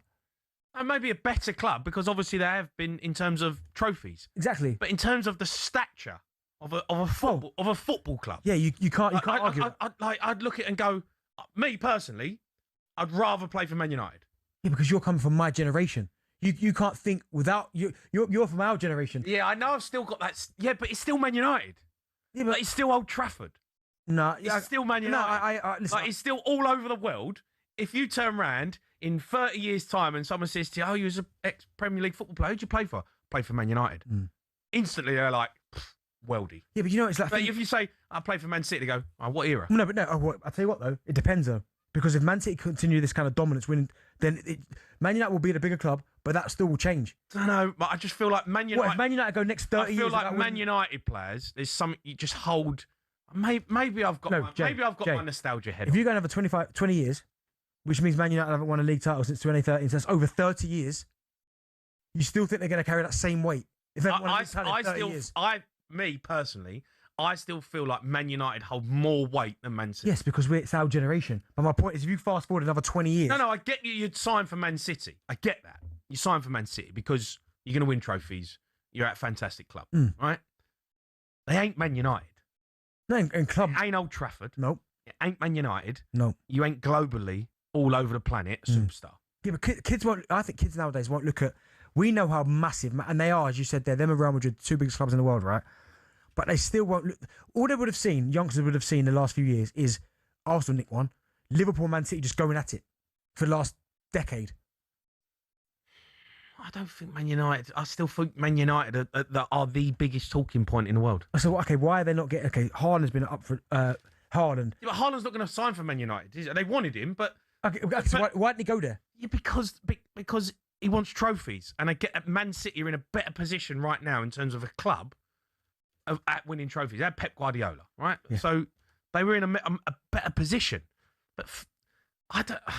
If I'm a young lad, I want to play for Man United. No, but you can't think... You're going back to when we were kids because they were the team. I can't believe Paul Scholes and Nicky Butt have said that. Yeah, but I think they're being quite genuinely honest. Genuinely honest, because Man United are a powerhouse institute. You can't hide that fact. But right now, my 12-year-old Milan loves football. I never hear him talk about Man United. He talks about City because of Haaland. The okay, they've got. But if Man United this season they're back in business, right? They start competing for the Premier League title again. Okay. Everyone would want to sign for Man United again. Well, if they're back competing, or they win it. Well, even if they're competing. If they start competing again with Manchester City, if they compete properly for the Premier League, everyone want to sign for Man United. I don't know about everyone still then, but yes, they'll be closer. They are the biggest pool. They're the biggest pool. Man United will always be bigger than Man City. Right, always. Right? Not, I can't say always, but we don't know what the future holds. But in terms of where we sit today, it's night and day in terms of size of the club. But you have to be honest, right? Okay, here's a question for you. Arsenal win the league again. Yeah. Man City and Man United finish on the same points, second, third, right? Summer comes round, yeah, right? Big players up for grabs. Vinicius Junior, right? And Mbappe, someone massive. Both of them go in. Where you going? What, Man United or Man City? Yeah, next season. So take Arsenal out if they've won the league. Arsenal out, they've won the league, right? Yeah. Man City and Man United, they're back, both of them. Yeah. They're level playing field. Mm-hmm. Big player, summer transfer window. Yeah. Where you going? So you want me to sign for Man United? I want you to... No, because they've been competing for 1 year after City been competing for the last decade. I'm asking you the question. Man City. Still Man City? Man City. Even if Man United are back? I mean, but you said that Arsenal won the leagues. How are they back? Yeah, but they finished second. That's not back, is it? Well, you're back competing. Yeah, no, I think right now Man City. I think a superstar player would sign for Man United over Man City. You are... Okay, what? Haaland. He was up for grabs. Where'd he go? But Man United were in a terrible spot then when Haaland's available. Okay, so where are they now? I'm talking about... No, where are they now? Yeah, but they're in a good spot now. They're in a good spot. So you telling me? I'm telling you, in a year's time, Manchester United are back in business. Man United are back. No, ask question. Right, well, this is actually a yes or no, right? I need to give you a name, I think, right? Okay, go on. Right, as we sit today, on the 14th of August, yeah, who's the more attractive club to go to now to go and win? You'd have to say Man City. So then why would any top player go to United now? No, but I'm not saying now.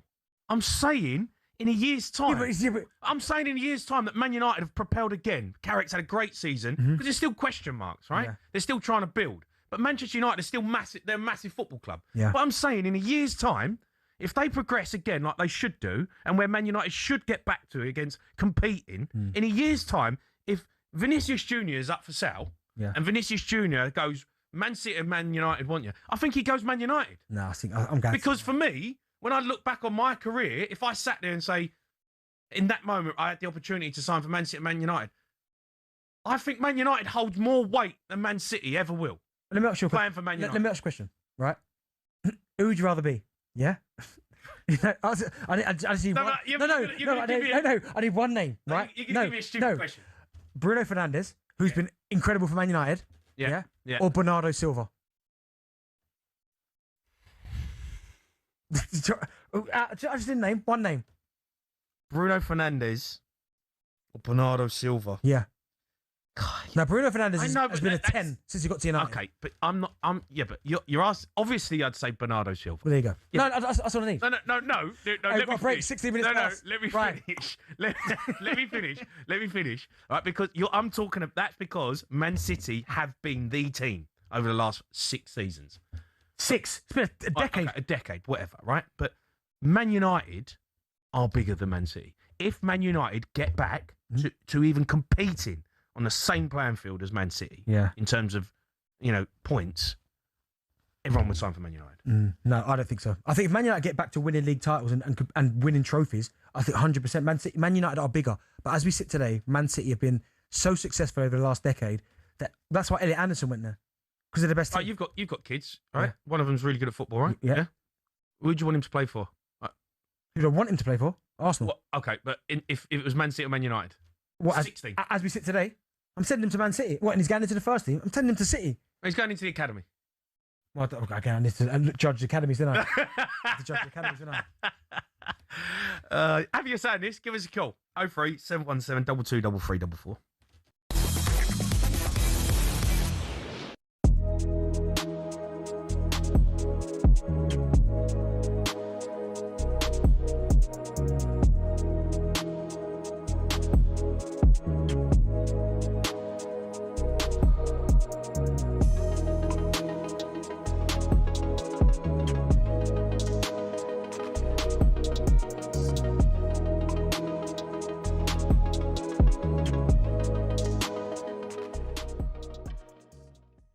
Swap 1 Europa for 1 Prem. All right.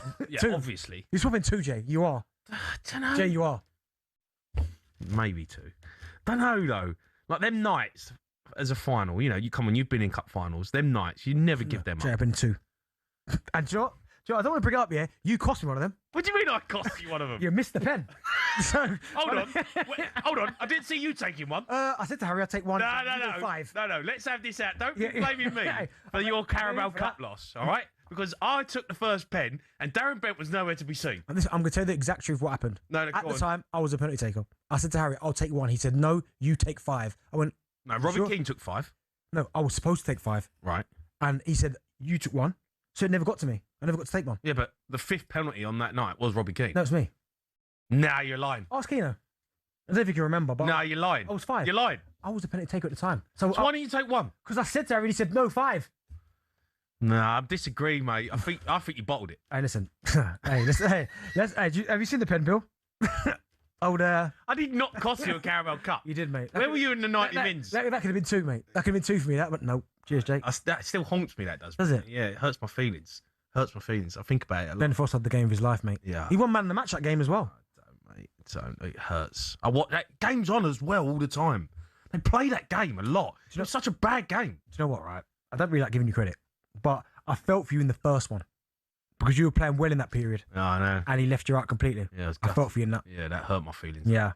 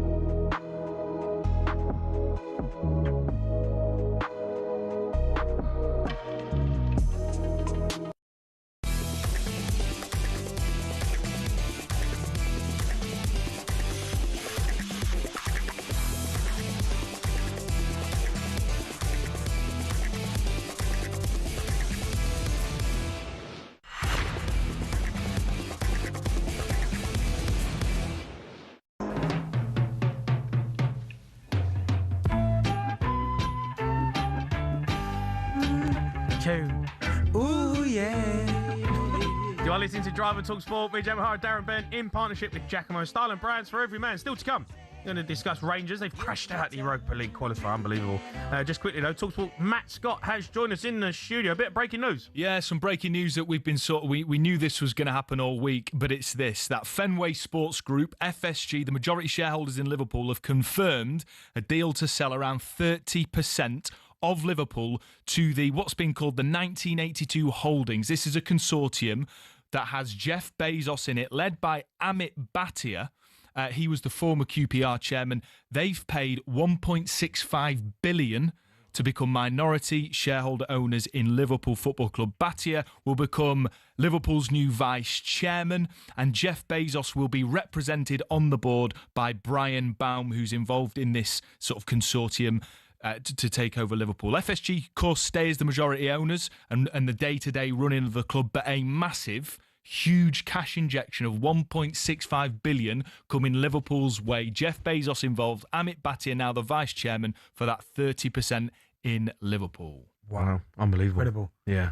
I mean, I was looking there. Just outrageous money. I was looking at Jeff Bezos' net worth, $272.4 billion. Yeah, he's not struggling. But no, for Liverpool, that's unbelievable. And fair, last summer when they broke, obviously, the transfer record twice, I think, with Wirtz and Isaac. If you're a Liverpool fan listening to that, you're like, wow. As a Liverpool fan, you must be thinking, oh my God, here we go. Mbappe's going to rock up there at one point, isn't he? Maybe. They'd probably go Man United, though. Yeah, probably, yeah. All right, Max, top man. Top man, Max. Big day that for Liverpool. Liverpool fans obviously can have your say, like 30%. Obviously, Jeff Bezos in there. He probably don't want to do the day-to-day running of the football. No.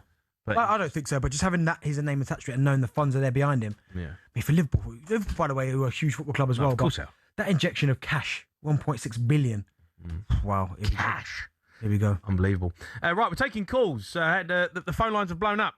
Do kids grow up wanting to play for Man City rather than Man United these days? How far are Man United away from attracting better players than Manchester City? Can they nick their players now? Can they get that superstar player maybe in a year's time? Let's go to Ben. He's a Man United fan. All right, Ben. Afternoon, lads. How are you? I'm all right, Ben. I'm all right. Go on, what do you want to say? I think he's talking nonsense, to be honest with you. Like, other than the past, 13 to 15 years, obviously City have come out the woodworks for being dead in the water for 60 years. And I just wanted to say this, over our most successful period in our history, we've never had question marks over 115 charges over us. And to sit there and say, you never see, if you go around Manchester right now and you go anywhere up and down the country, there is no way that you're seeing more Man City shirts than Man United shirts. You guys talk about us, we're the most talked about club in the country by a mile. I mean, if you sit there and you actually add the trophies up and everything else, we smash City out the water. No, you do, but we're not talking about past. We're talking about now, right now. What Elliot Anderson just went to Manchester City. Now, what do you mean even now? No, even now. You said not long ago about attracting the biggest football players. Okay, yeah. So I don't know how you can sit there and say that Cunha and Bremo, Sesko, all these players, they ain't already very, very talented players. There could be. I'm talking about the best of the best. City in the last 10 years got Haaland. You got Cunha. Elliot Anderson isn't the best of the best. He's better than what you just mentioned. He's better than Tielemans.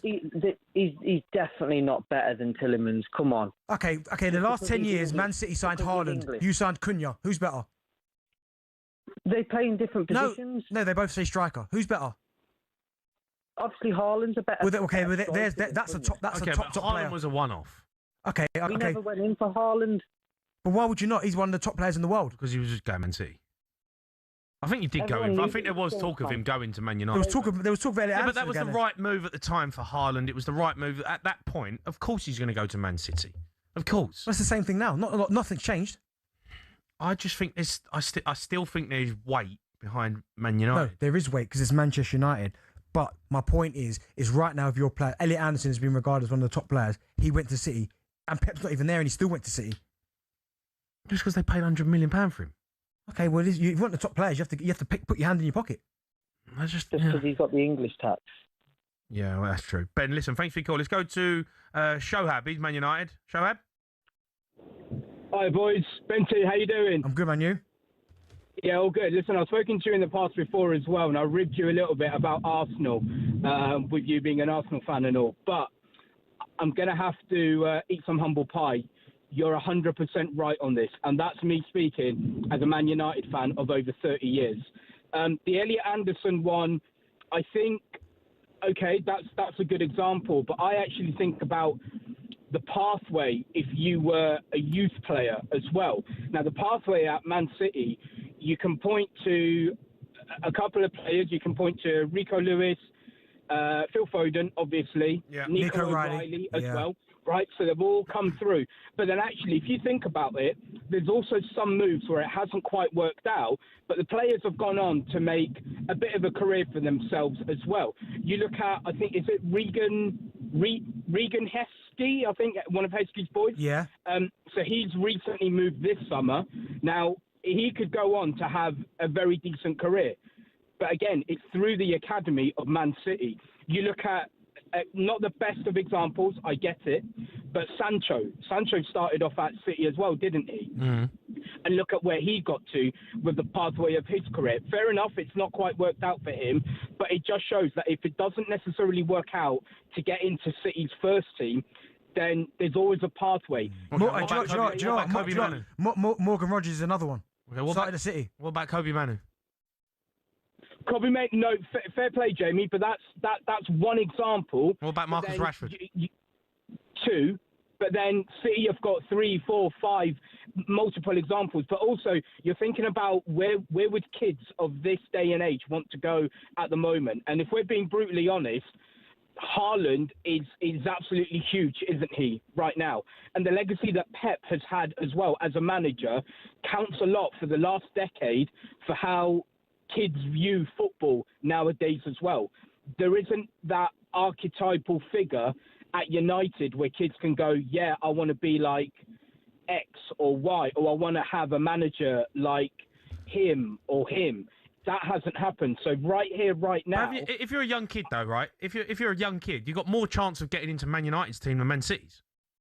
Why is that? Well, because the potential... Because they're not as... Elliot Anderson, you've just paid £100 million for him. Because Man City are better. Yeah, they're a better team right now. Exactly. So if you're a player going into a new club and you think, do you know what? Because listen, at the end of the day, it's about winning trophies.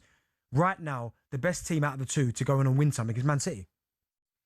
I just think if I'm a young player, I'd just... Bro, you're the same age as me. That's why you keep saying United.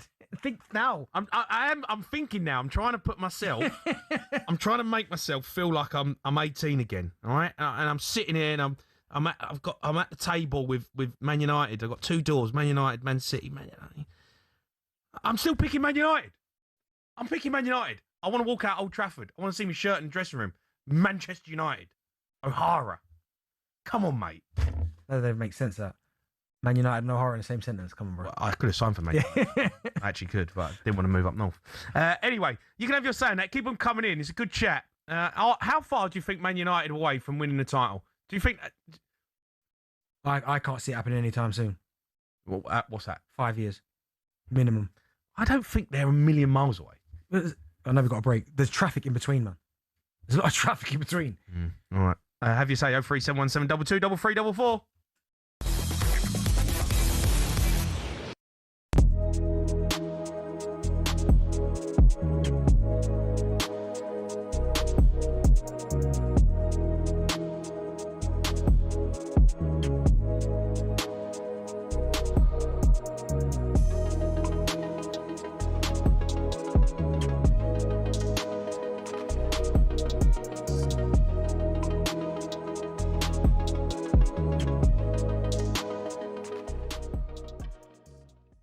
Who's winning the title? Don't know. I don't know. I want to know what you think of this because I haven't got a clue. I really haven't. I think it's one of the most hardest calls to make we've had in recent years. The thing is about Manchester City, I wonder without Pep how different it'll be. Yep, and if they lose Rodri. Exactly. You wonder what it's going to be like, Yeah. but then you never write them off. Arsenal, I think, look like the most complete team. Gabriel injured though for This is 5 true, months. For 5 months. And Trossard going out. I don't like the Trossard sale. I really don't. I think he's such a big, influential player for them. I can't believe they've sold him. I know, but then Guimaraes came on in. Big signing. Like him a lot. But then I also look at Manchester United and I wonder, but Chelsea, I think, Jason's right. I Yeah. don't think we should be sleeping on it at all. We could have a 5 or 6 horse race this season. Yeah. That would be incredible. It really would. I don't want to see somebody run away with it. Go on then, though. But Jason looked down the camera and delivered that it will be Chelsea. I know. So who is it, Ben? Put your neck on the line. I'm going to say Man United. I do. I think Man United. I think the last season's form has set into motion a style of play and an expectation of what them players have to deliver week in, week out for Manchester United. But they've got Champions League. They're back in Champions League. They're back in Champions League. I think they've got enough. I think if they can add another one or two, Man United are definitely within a shout. But they need to add 1 or 2 big uns. But the problem nowadays is if you're going to add 1 or 2 big uns, then it's 200 million quid. Mm-hmm. Liverpool need a couple big uns. However, I mean, we do know that Manchester United look like they have something left to spend.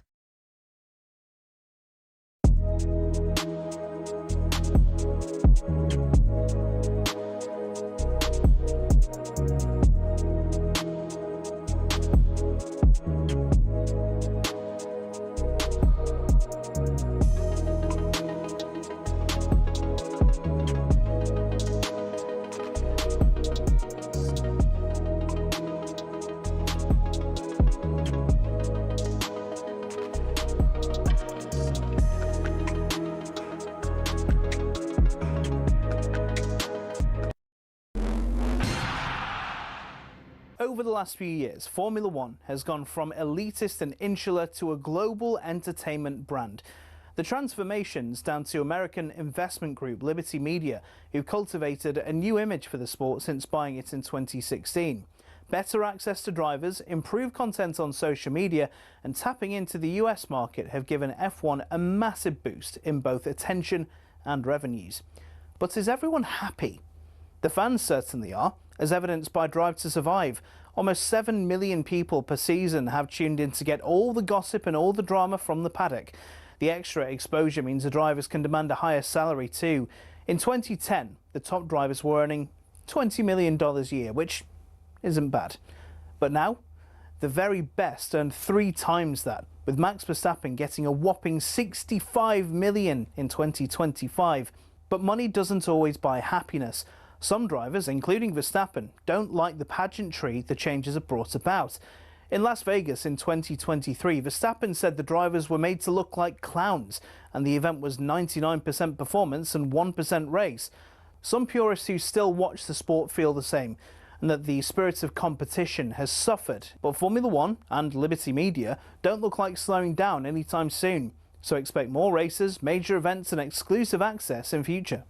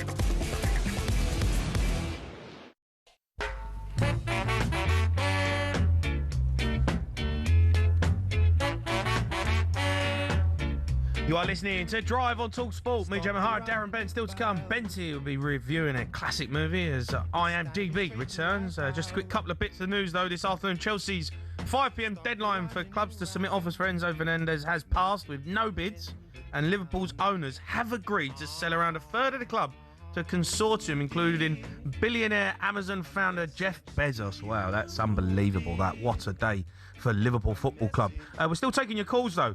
Would you rather sign for Man City or Man United after Paul Scholes, Nicky Butt said they'd sign? Two of their greats that come through in a great generation. Two of their greats. Yeah, I can't believe Scholes said that. Why Nicky Butt? He's a Man United legend as well. Yeah, he is, but he's not Paul Scholes. Yeah, but he's a legend though, isn't he, man? No, yeah, of course he is, but he's not Paul Scholes. I'm disappointed in Scholesy. Why? He's talking fact. He's talking reality, and that's one of their own. That would hurt me more. That. Yeah, that hurts. That must hurt Man United. Right, come on, you can't say that. Let's go to Az. He's a Man United fan. Az. Azza. Aaron. Hello, Aaron. Aaron, you're on talkSPORT Drive. Aaron. No, next one. All right, next one. Let's go to Keith. He's a Man United fan. All right, Keith. Hello there, Jamie. I just wanted to basically say thank you for being professional. I think your opinion is more sensible than Darren Bent. Got nothing against you, Darren Bent, but you've got basically a biased opinion of Man City. So I'm going to refresh your memory. Danny Welbeck played for Man United, come through the youth. Marcus Rashford, Toby Manu, Mr. Greenwood. I know everyone doesn't like him because of things that he's done, but he's brought through more people from the academy than probably any other team in the actual Premier League. Scott McTominay? And you're forgetting this. Scott McTominay, there were so many. Now, this is what everyone seems to keep forgetting. Ferguson did this with youngsters. You can't do anything with kids, but we had 10 kids in Man United, 10 kids that came up through the youth. No way has City done 10. Yes, they've done 3, but they haven't done 10. Now, as far as it's concerned, what Jamie O'Hara says is absolutely spot on. You go anywhere in the UK, anywhere in the world, you'll see a red and white Man United. The Man United supporters are everywhere because of the 26 years that Ferguson created something. City, I need City to be paid.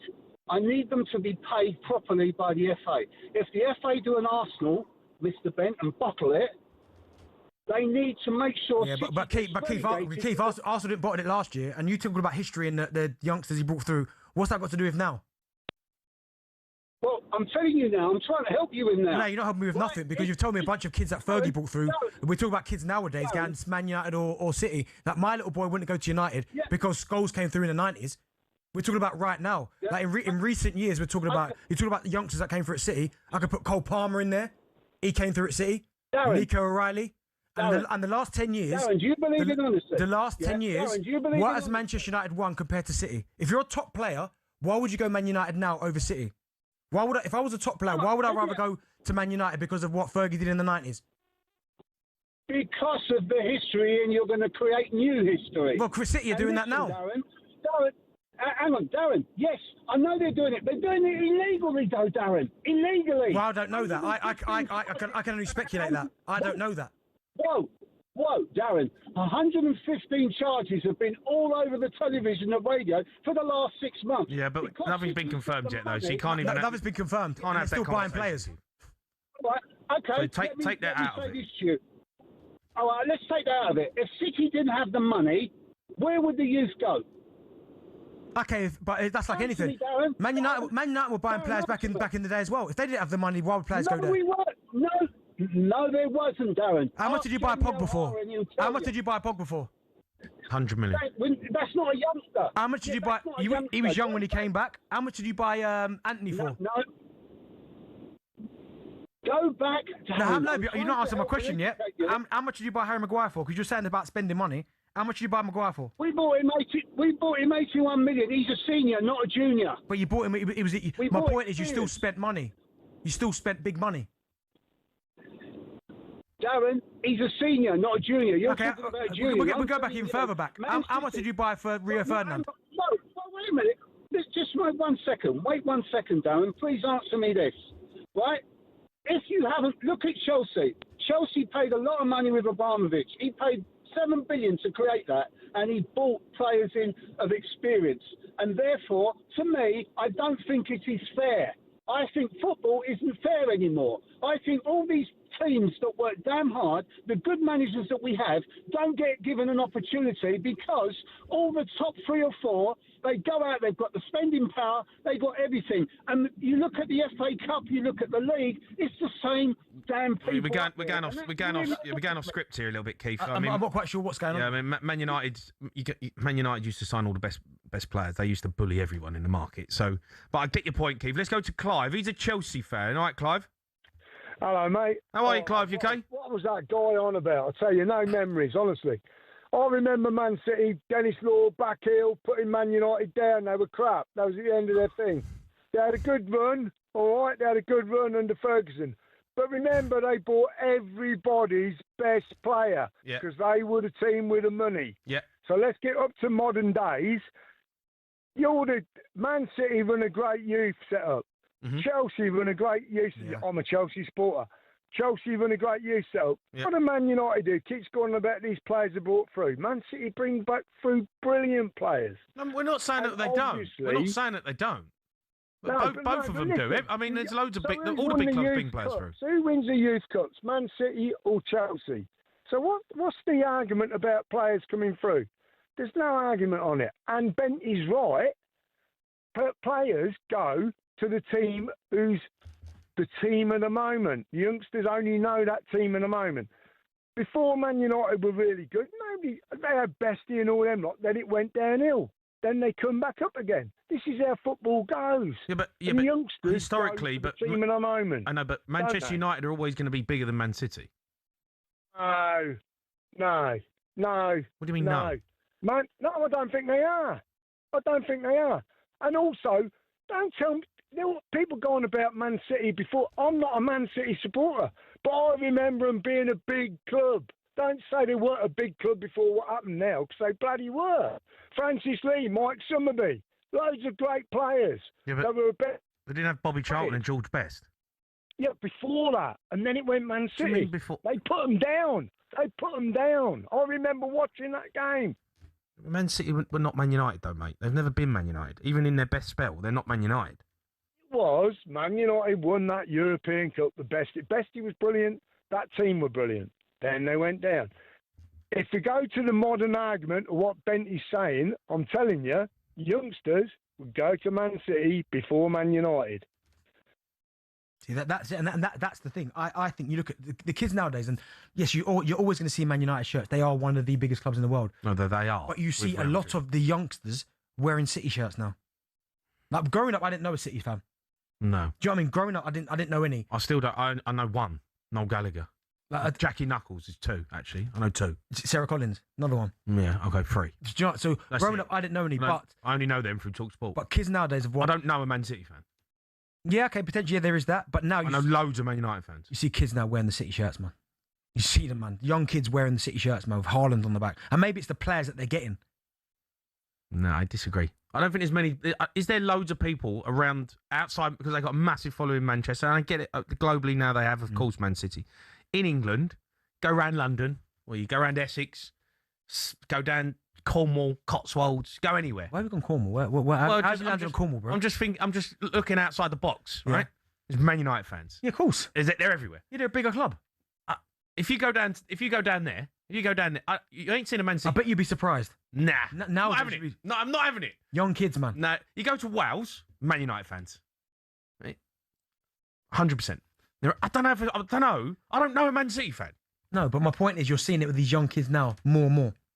Because they want to be like Haalands. They want to be like De Bruyne's. They want to be like Semenyo, Doku. What about Mbuemo? Rodri. I want to be like Bruno Fernandes. I want to be Kobe Manu. I guess too. Right. I want to be like Cunha. Yeah, but Man City the last 10 years, you can't tell me, Jay, have not been. No, I'm not saying that they're not a better club. I'm not saying that. Of world football. No. Of course. But for me, and I'll go back to it, there ain't Man United there's something there with Man United. Wait.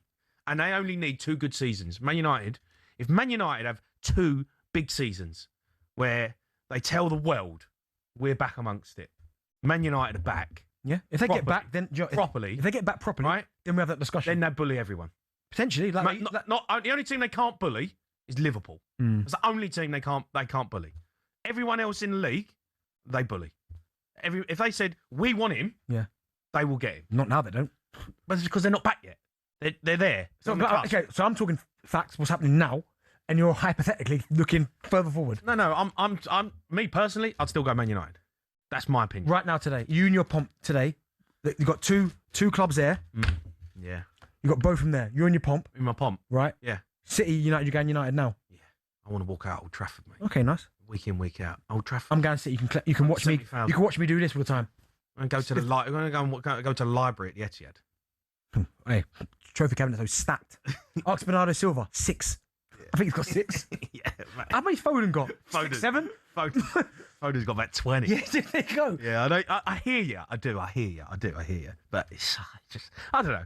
I went to Legoland today with the kids, and generally other kids were wearing Arsenal and City shirts. I did not see one United shirt.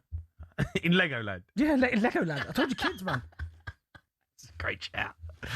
All right, we're going to continue taking them. It seems like everyone wants to have their say on it. Loads to talk about. 03717 22 33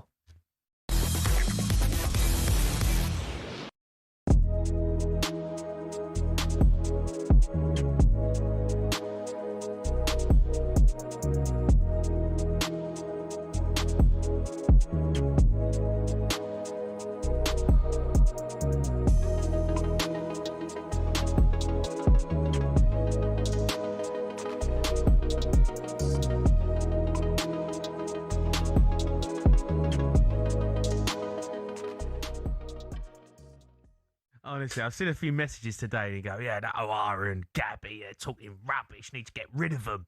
You know, Rory talks sense. I'm like, having a laugh. Yeah, that was me. That was me saying that. Yeah. I've been commenting. I've been, God, those two have been terrible. Look at those two giggling away. Brennan Johnson, listen, fair play to him. He had a little bite. And that's fine. Got no problem with a player having a bite back because it's all part and parcel of working in the media, being a footballer. You're going to take criticism. He obviously didn't like the fact that we said it was crap for crap. What he didn't realise, and I'm sure... That's weird of him, isn't it? Yeah, obviously he's not going to like that. But, it was only a bit of a laugh. But, I get it. People are going to... You get the ump with things. I've been called crap plenty of times. Get called crap every single day of the week. Don't take it personal. All right? It is what it is.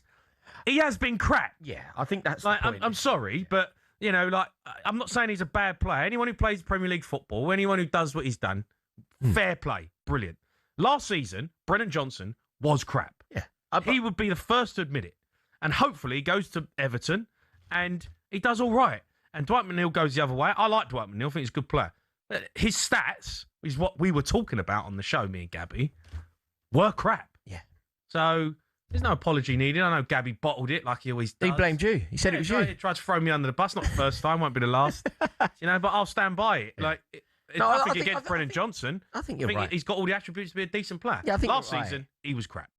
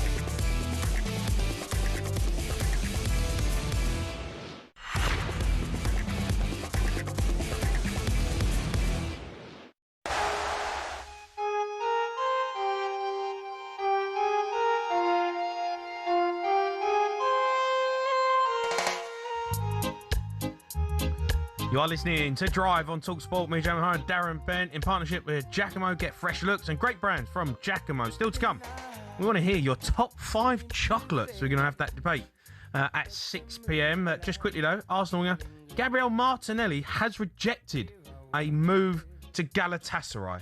What do you make of that? Yeah, I'm quite happy with it. I know Trossard's gone now, but I'm happy with that because Arsenal at the minute haven't got anyone to play out there. I know they've got Zolis, actually, to be fair, they signed him. But that's it, as they can play out there. But, I mean, I'm still looking for Arsenal to go out and really buy like a top-level left winger. Do you think if they did sign a big left winger, do you think then Martinelli would go? Yeah, because I think he'd look at it and go, I'm potentially here third in the pecking order. Maybe even fourth if Eze plays out there as well. So. I like Martinelli, though. Me too. He's got some. He's got. I think it was 2-3 years ago, right? It almost felt like he arrived. He had big numbers in terms of goals and assists, and I thought, right, here we go.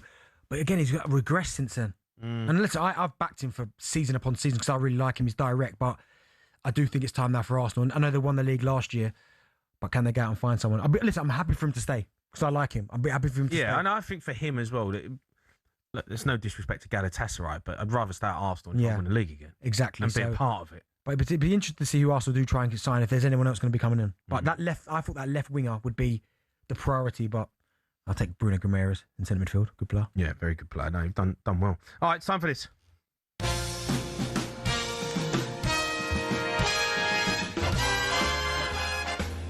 Yeah, it's the best of talkSPORT. We're going to run you through some of the recent highlight moments from across the station. Let's start with a bit of today's H&J show. They spoke to a couple from Texas on the show, explaining how they're moving to Wrexham after falling in love with the dock.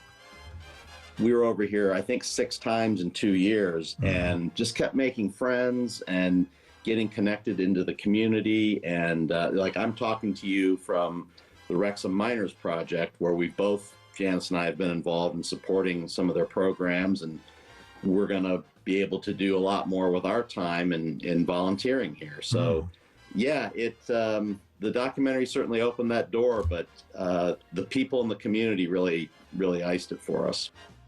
Do they need to get a grip? No. Why not? Life's short. Go and enjoy yourself if that's what you want to do. Wales is a lovely part Beautiful, of by the way. UK. Yeah. Like, it's absolutely lovely. I've drove from Swansea back, I feel like through to Swansea and back, but I went a different scenic route and I'm not quite sure what the area was. It was beautiful, Jay. Yeah. It was like mountains and nice. It's like untouched. It feels like a little bit untouched, Wales. Yeah, would you move there? Yeah, I would. It's lovely. Yeah, I'd love to. Yeah, Wales is a beautiful part of the world. So, yeah, I mean, if you was going to stitch anyone up, though, so you had a few American mates coming over and say, going to move to the UK, where are you sticking them? Well, I'm trying to stitch them up. Oh, I would send them to Slough. Slough? Yeah. Slough's not a bad shout. Yeah, so I mean, there's a couple of areas I've been to in Slough, bro. Like, my little boy had a tournament there. I don't know what area it was in Slough. Yeah, Slough's... Trust me. And listen, if you live in Slough, apologise, right? It's not all of Slough, but there was a certain part that I went to. Nah. No, not having it. No. I think they got a decent shopping centre in Slough, though. It's all right. Yeah? Yeah. No, listen, well, the tournament wasn't in the shopping centre. No. Put it that way. Yeah, I'm trying to think, where would I send them? Blackpool? Yeah, but it's got a pier, it's all right, that, isn't it? Blackpool. I lived at Blackpool and I played for them for each season. And I actually loved it up there. So why would you Great. send them there? The old Big Dipper. Okay, nice. Yeah, it was all right. stayed in the hotel. It was great fun. Beautiful. County Durham. What about Burton?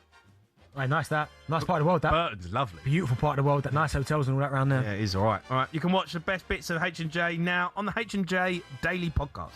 Over to last night's Sports Bar show, which got record-breaking figures this week. Last night, they were joined by Sean Wallace from The Chase, and the callers got in touch with their football trivia questions. What is the third highest mountain on Earth? It is... Oh, it's in Pakistan. It's called the... Hold on. Turn the clock off. It's turn called it off. Turn it off. Hold on. Annapurna. Annapurna? No. Hold on. Naz. Yes, sir. It's only football questions. Talk sport, Naz. There's only... Okay, what was the answer? Kenchenjunga. Okay. So you got Everest, Mount Godwin Austen, which is K2. Naz, talk sport. Only football questions. The clue is in the name. Who is the most miles off it caller that goes on the Sports Bar? Oh, there's loads. There's loads of them at miles off it. 100% Mo. You heard him? Yeah, of course. 100% Mo's miles off it. Is he? He ain't phoned up for ages, though, but he is miles off it. What's the angles you've ever seen Cundy? when last season, I think Chelsea got beat. And he come in, he'd done the game, and he got a bike over, and they got beat, and he was actually fuming. I can't remember who it was, but he was, he's proper passionate about Chelsea. He was fuming. Was he? Bad. Yeah, it's great. I love it. It's great to see. Hopefully, there's He more. shared it loads last year. Yeah, he was on last night. You had Sean Wallace. He's great. Yeah, good fun. He came on Drive in New York. Yeah, he's good. He's good fun, but he's not the best chaser. So I don't think his record's that great. But it's the most important question. How tall is Mount Everest? 800, 3,800 metres, or 8,800 metres? I'm going to go 8,800 metres. I would go C. Well, I don't know if that's correct or not, because they've told me it's C. Yeah, I think that's right, yeah. But you can never trust these lot. O'Hara and Cundy are back on the Sports Bar Monday. Okay, all right. That's it for our best of Talk Sport. We are doing our top 5 chocolates coming up next.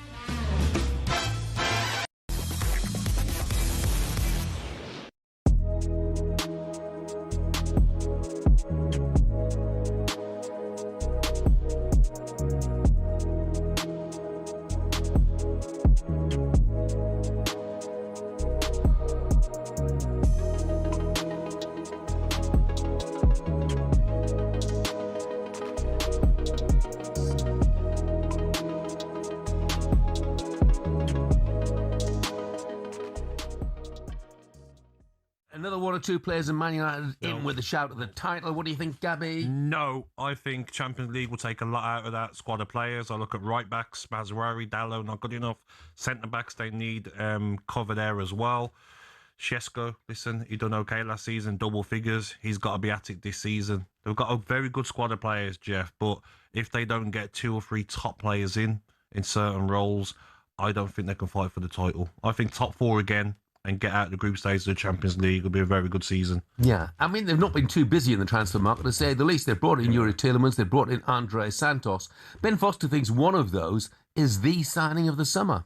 I still think Yuri Tielemans is the signing so far. What a better business that is. What a bit of business. Yeah. Honestly, I genuinely still think I'm watching a load of transfers happen and, Tottenham spending a lot of money and Arsenal just spent a lot of money.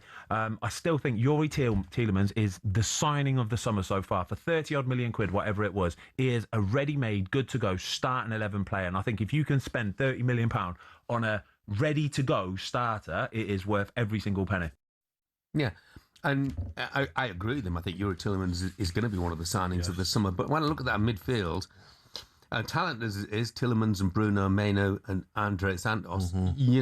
That's just too thin on the ground, isn't it? They need more than that. Players get injured as well. And where's their real defensive midfielder? I know Andre Santos has been brought in for that role, but he didn't pull up any trees at Chelsea, did he? Where's their, got Bouba Kamara. You look at Anderson, Gravenberch.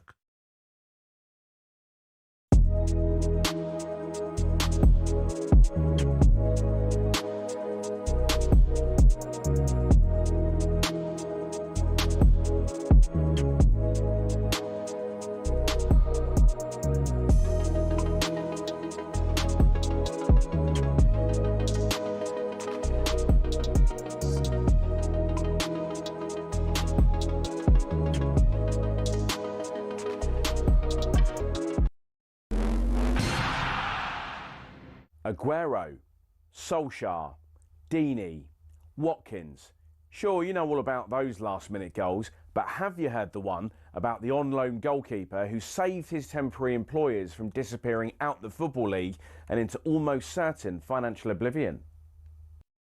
Back in 1999, Carlisle United, managed by Nigel Pearson, were fighting to stay in the Football League. Carlisle's finances were precarious with a capital P that season, leading to a scenario where, with 3 games to go, they had to ask the FA to sanction an emergency loan deal to bring in a goalkeeper.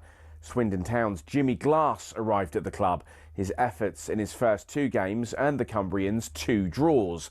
Those vital points meant that Carlisle went into their final game of the Division 3 season, now League 2, needing to beat mid-table Plymouth Argyle in front of their own fans and hope their relegation rival Scarborough didn't win against Peterborough at home. The game at the McCain Stadium finished 1-1, and with the same scoreline at Brunton Park deep into injury time, Scarborough's fans invaded the pitch en masse, believing their Football League status was secure, convinced they'd done enough to stay up. However, there'd be one more plot twist. Carlisle won a corner in the dying seconds, and up came Jimmy Glass. In one of those you couldn't make it up moments, Glass scored from a rebounded header and was promptly swamped by teammates and thousands of fans who quite simply couldn't believe what they'd just witnessed. As for Jimmy Glass, he became an overnight celebrity, but he never played for Carlisle again, and his playing career never really kicked on after that defining moment. He took on various jobs outside of football before finding his way back into the sport as player liaison officer at Eddie Howe's Bournemouth, and most recently the general manager at non-league Wimborne. Not the fairy tale ending to one of the most Hollywood moments in football, but the name Jimmy Glass will live on forever as the scorer of that goal, arguably the most important in any club's history.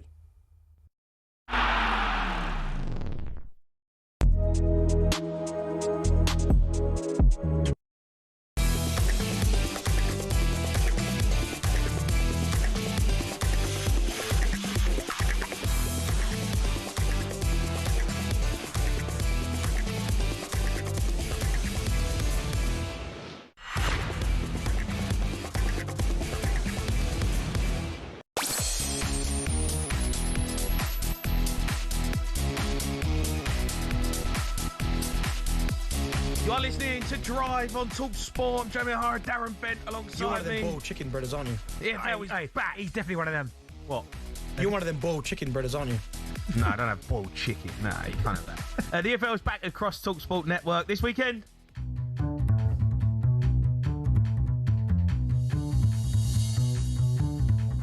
And the talkSPORT Network is your home of the EFL throughout the season. Jimenez with a header. Oh, it's brilliant. Powerful header from Raul Jimenez. Heading back across goal. It's in. It's in. And Blackburn back-to-back wins. They are back in the Championship. Bolton 4, Stockport 1. Gotta love the EFL. Just got to. Britain's ball in, right-footed efforts in. What a start. It's Middlesbrough that take the lead. Lincoln get the ball into the box. Oh, my goodness me.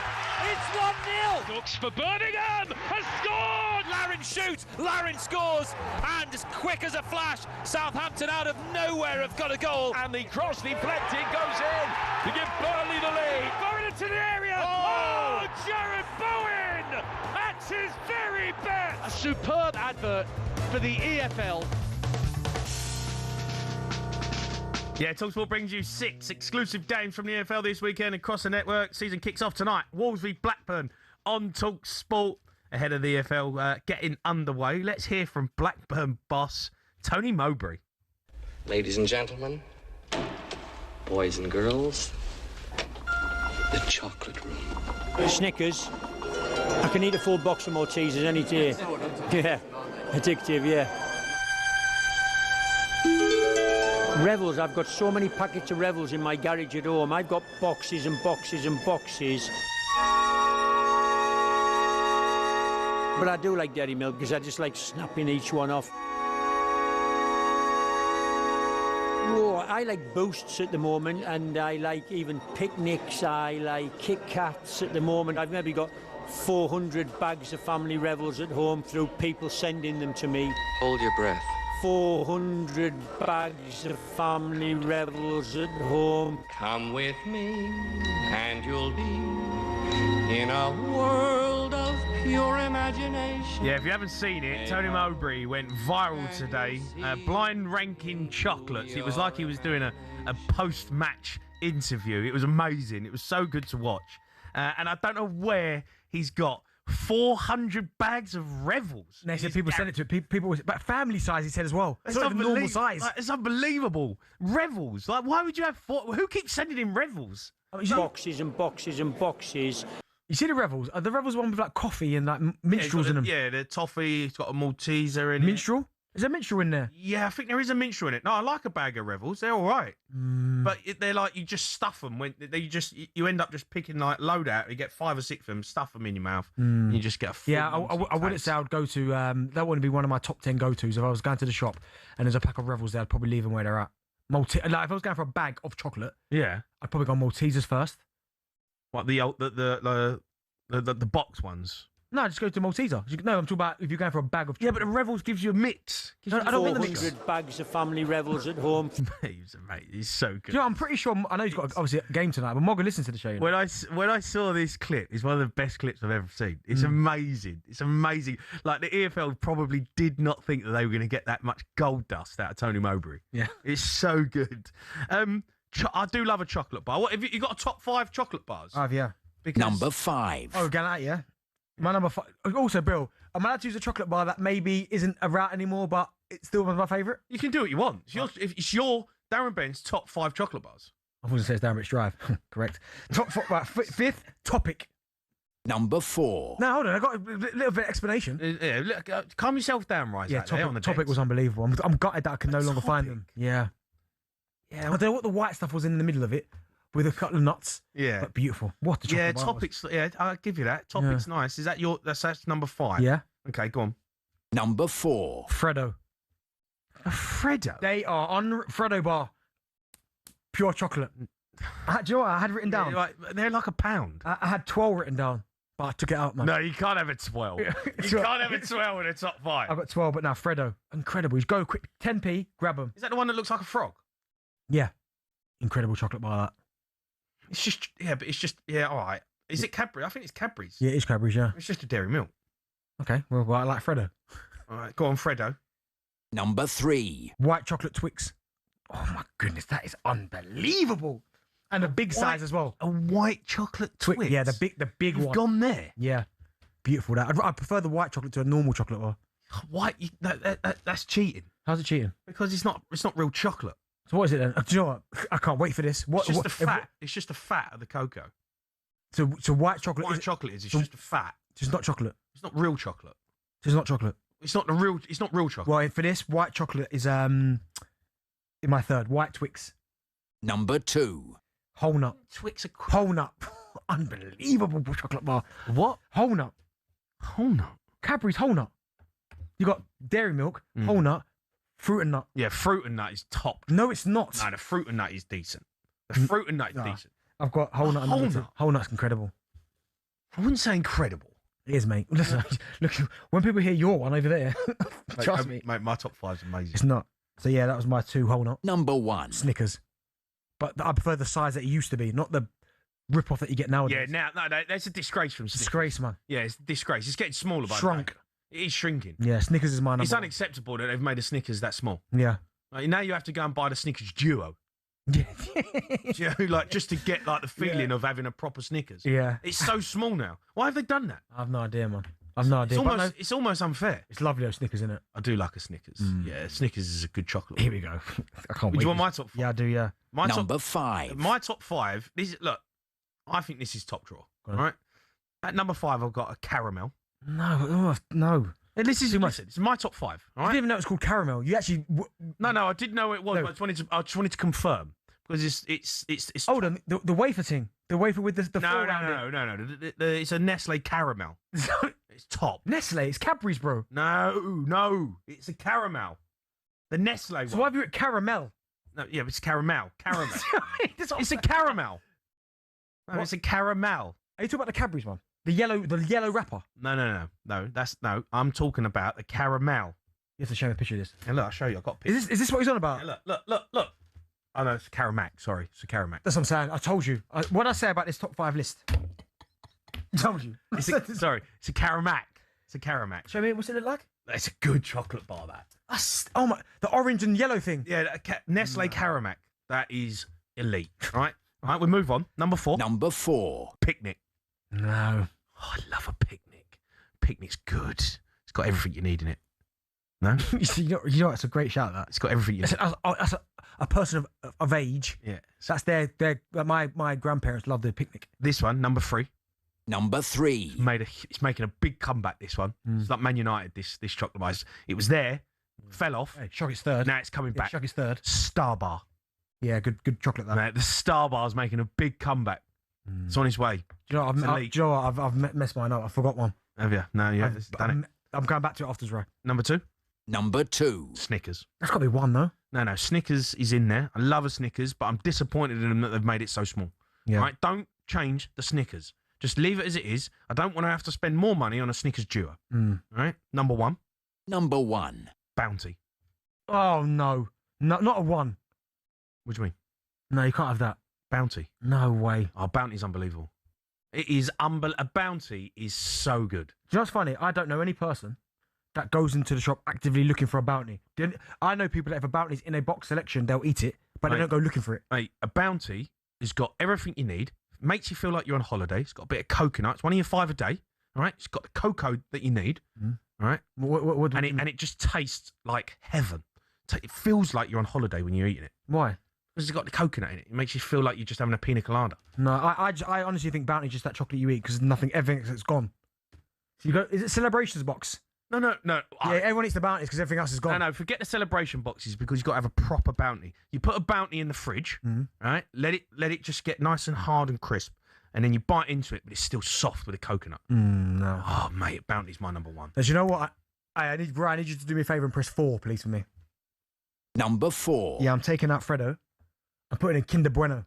Hold on a minute. Hold on. Right. You just went massive on the old Freddo, and you've just binned him off. Yeah, no. You can't bin off the Freddo white and chocolate, then just put in white chocolate. Hold Kinder on, Bueno. you've got 2 white chocolates in Yeah, there. I prefer white chocolate over milk chocolate. Kinder Bueno and what else have you got in there? Did you say Twix? White chocolate Twix. You've got 2 biscuits in there. You got coconut in yours. That's the difference. The Bounty's still a chocolate bar. The Twix. Lovely. Do you like Twix? No, I don't mind the Twix. But it's not a chocolate bar, it's a biscuit. No, Kinder Bueno at 4.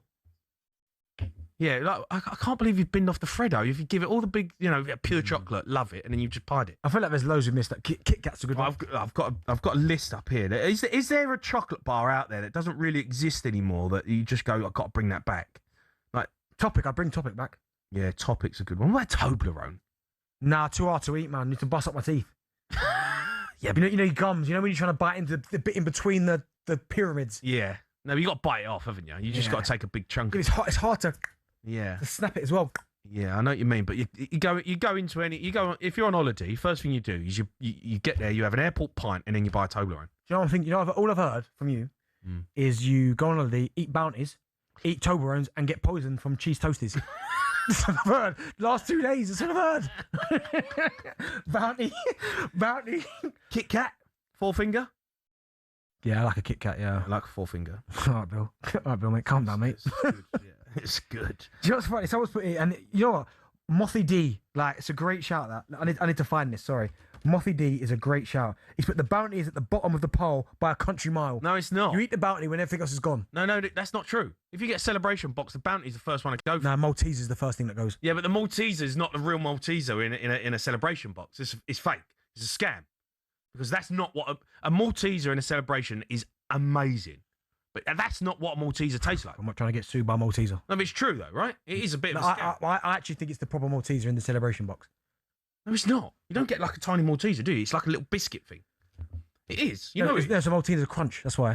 So it's not Malteser. Okay, it's made by Malteser. Turkish Delight? No. Milky Bar? Do you know what, right? I actually like a Milky Bar, but people hate it. I don't like a Milky Bar. Hold on, Milky Way or Milky Bar? No, Milky Bar. That's the proper the Milky white Bar chocolate. Kid is strong and tough. It ain't good enough. Yeah. The creamiest milk, the whitest bar. Tasting milk. Yeah, that thing. Yeah. That one, yeah. I like it. I like that. All right, get your calls in. Let us know your favourite chocolate. Whisper. Nah. Good chocolate, that. Nah. What about Flake? Yeah, it's messy. It is messy. All right, let us know. Tony Marbury's got 400 bags of Revels. If you want to go around his house, he's got loads of them to give away. 03717 22 33 400 bags of family Revels at home.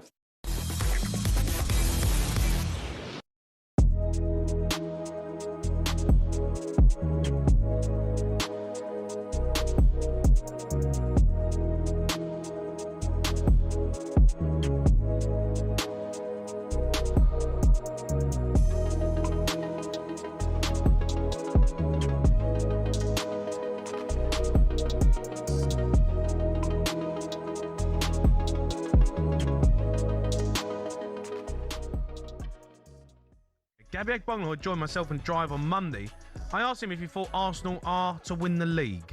Yeah, I do, yeah. I think it's done, mate. Do you? Yeah. What, you think it's over? Yeah, it's over, mate.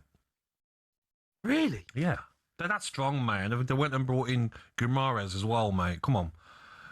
Yeah, I hear you, all right, and I probably don't want to admit it yet. Yeah. We ain't even kicked a ball. I know, They're mate. the only settled football club in the league. Exactly. Right? That's what they've got going for them. What do you make of that? Do you feel like, look, you're an Arsenal fan? They had a great season last season. Yeah. Are they're the team to beat? I think of course they're the Premier League champions, they're the favourites, but I wouldn't sit here today, no chance, and say, it's ours easy. No way whatsoever, because there's so many factors last season. I mean, Arsenal finally got over the line. They played a productive way that maybe for some people, I didn't actually mind it. I quite enjoyed watching it, but there were some people that said that they stunk the place out in terms of the way that they played the game, but they did what they needed to get over the line. Well, they did stink the place out. Well, no, you didn't. Well, they did. How? Well, they stunk the Premier League out. You can't stink it out and win it. No, you can. No, you can stink it out and finish fourth bottom. Hey, I'll tell you that. You can do that. You did stink it out. No, like, you brought the level of fun down in the Premier League. For a Gooner, it wasn't. Oh, come on. It was turgid, some of the football. Listen, I loved it, right? Did you really? You'd hate to play in that team. No, I wouldn't. What, Premier League winners medal? I wouldn't. You want to Jay, see a bit more exciting football. People say this. Like, come on, you've won it now. Right, Arteta's won it. Play a bit more exciting stuff. People say that, right? Arsenal still scored 71 goals in the league last year. Only Man City scored more.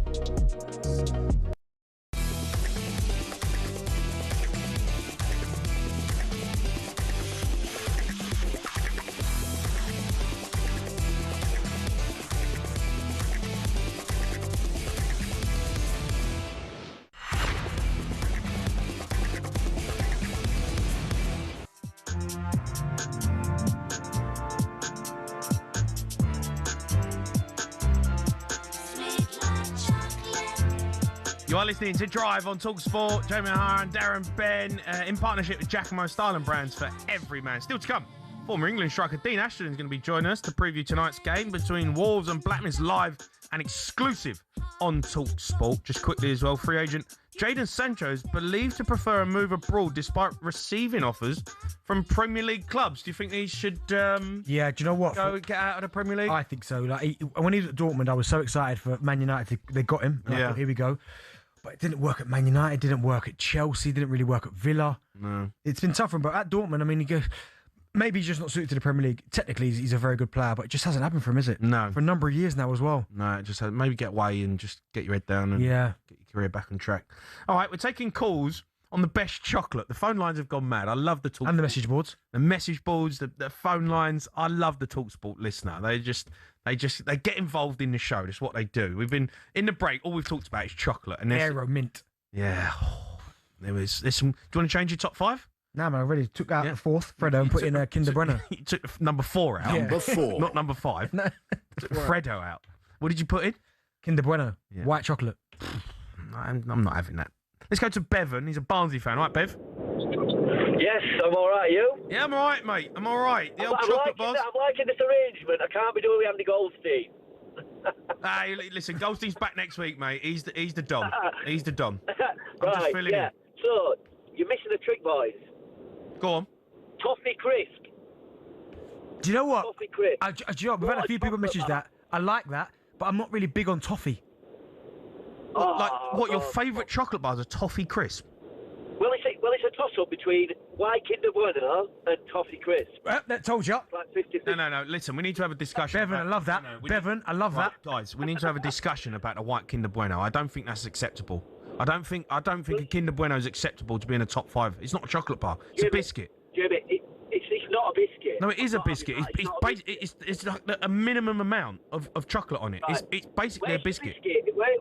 Where's your biscuit in that? If you're talking about a Kit Kat, that's definitely a biscuit. It's flaky. It's like a wafer. Yeah, it's more a wafer than a chocolate bar. You can't have a Kinder Bueno as a top 5. You can't have it in there. Well, do you know what, right, Bevan? And do you know what the thing is, right? And like, I'm going to have obviously the Kinder Bueno in mind, but for starters, you're number 5. You wrote down the wrong chocolate.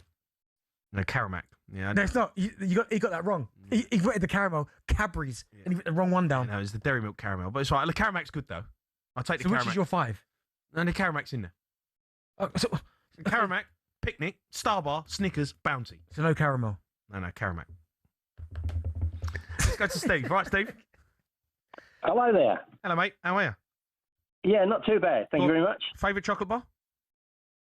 Dark chocolate bounty. The dark chocolate bounty is the one with cocoa in, not the other one. The other one's just milk chocolate, mate. It's the dark chocolate bounty. Why they ever took that off the shelves, I don't know.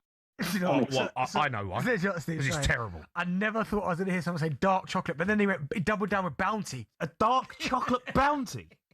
You've obviously never had one, Bentley. I mean, obviously, they're brilliant, mate. Are they still knocking about? Can you get one? No, they stopped them. And Topics. They took Topics away. Topic was unbelievable. No, Topic I think needs to make a comeback. I agree with Daz on that. But no one's bringing back a dark chocolate bounty. That's done. That ain't happening. Can I just mention something else to you? Go on. When Kraft bought out Cadbury's, on the back of the whole nut bar, they had to put a little what's his name on there that said, "This product may contain nuts." How stupid is that? Just because it's an American firm, they had to cover themselves, and they put on the back, you don't want to get getting sued, mate. Nuts. I know, but you don't want to be getting sued. You know? The old whole nut, you never know. People might not think it's a real nut. You know when you're good about, listen, that's a great call, Steve. You know... No, it's not a great call. It's a terrible call. Yeah, the dark chocolate bounty. Dark chocolate bounty. Do you like dark chocolate? No, but I don't like bounties. But then you then add dark chocolate. I mean, you wrote down Bourneville at one point. No, I did not. Bourneville. Man put down Bourneville as one of his top 5. Bourneville. I did not put down Bourneville. Ben made a point. He said mini eggs are the goat. Mini eggs are incredible. I do like a mini egg, but are they? Is it? Yeah. Well, it's not a bar, is it? But if you're talking about bags of chocolate, mini eggs would be 1 for me. Yeah, I can finish them off, no problem. Yeah, go one sitting, bang, done. Wow. Let's go to Mark. He's Leeds. Right, Mark. Hi, Jimmy. Hi, Darren. I'm all right, matey. Hello, boss, you all right? Tony Mowbray's got us talking about chocolate. I know. I'm hungry. Travelling down to the Cotswolds. Go on, what's your favourite? The favourite, Ferrero Rocher. Well, no. Oh, yeah, it's elite. Yes, top drawer that. Ferrero Rocher doesn't feel like it feels expensive. It is. You know, it feels expensive, and it's not bar, is it? You know, that's the only thing. I agree with you.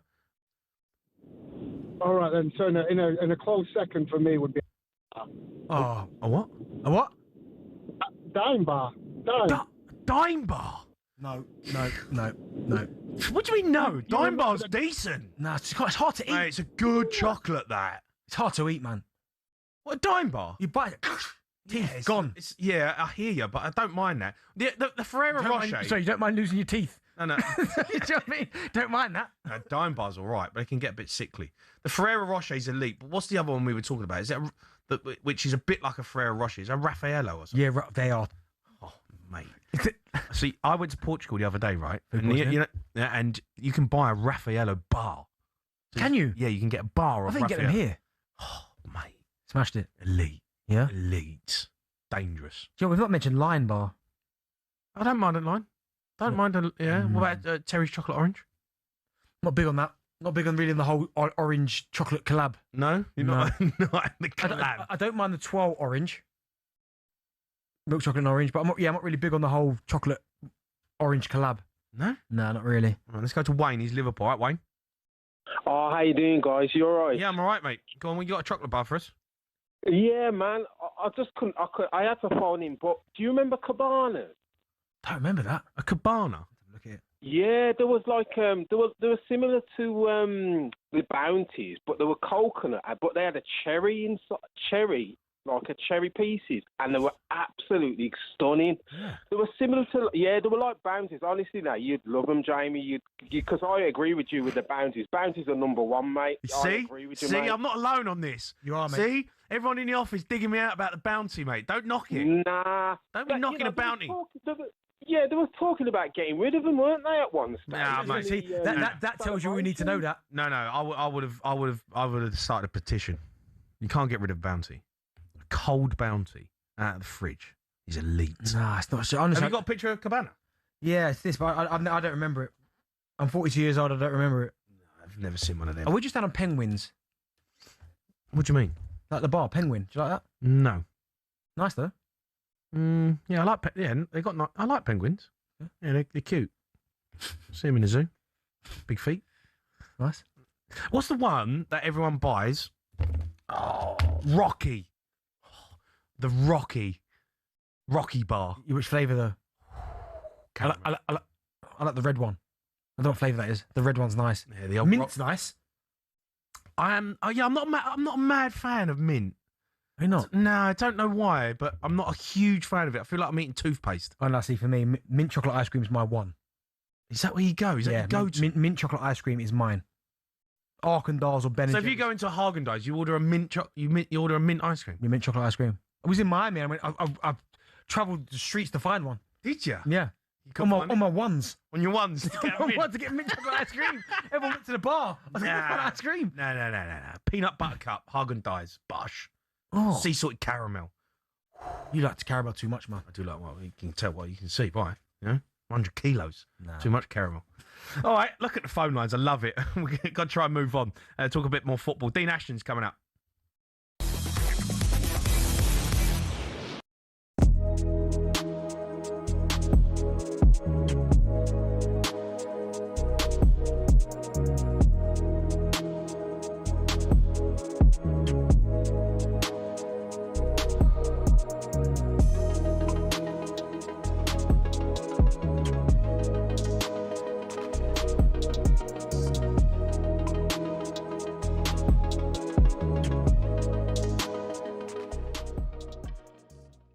The way he was bullying Pacho, he was terrorising that defence. Did he miss chances? Yes, he did. Players at 25 will miss chances, never mind 17. He's going to learn a lot. I don't think you can start saying now he's the next striker after Harry Kane, but you know what you need to do now, Jeff? If I'm the FA, I am fast-tracking him because Luxembourg, no, he's not going to choose Luxembourg, but Cameroon, parents are from Cameroon. They'll be looking at him right now saying, we want to get him in the squad for the Cameroon, get him playing a competitive qualifier so that he can't play for England. So maybe fast track him. He's made it pretty clear that he wants to play for England, hasn't he? Yeah, but you never know, do you? There's so many players. I was in that position where I could have played for Scotland, Nigeria, through my parents. His parents are Cameroonian. So if I'm the England setup now, he's been called up to under 17s for friendlies this month. Yeah. I'm fast tracking him even into the 21s. Not straight away now, Jeff, but let's see how he does over the next 2 or 3 months. He won't surprise me if he gets fast-tracked to the 21s. And Thomas Tuchel, the FA, are looking at it and saying, okay, do we get him into the squad? Do we get him a cap in a qualifier, a Nations League game, so that he has to play for England? Because after Harry Kane, how many strikers do we look at and say, whoa, he's the next Harry Kane? I agree. They shouldn't put pressure on him now that he's going to be our next striker after Harry Kane. But that performance last night, even though it's only 60, 70 minutes, he was fantastic. And maybe if he continues and the manager gives him game time this season, we could be looking in 2 years' time, Jeff, at the Euros and saying he's on that plane and he's the cover for Harry Kane. Yeah.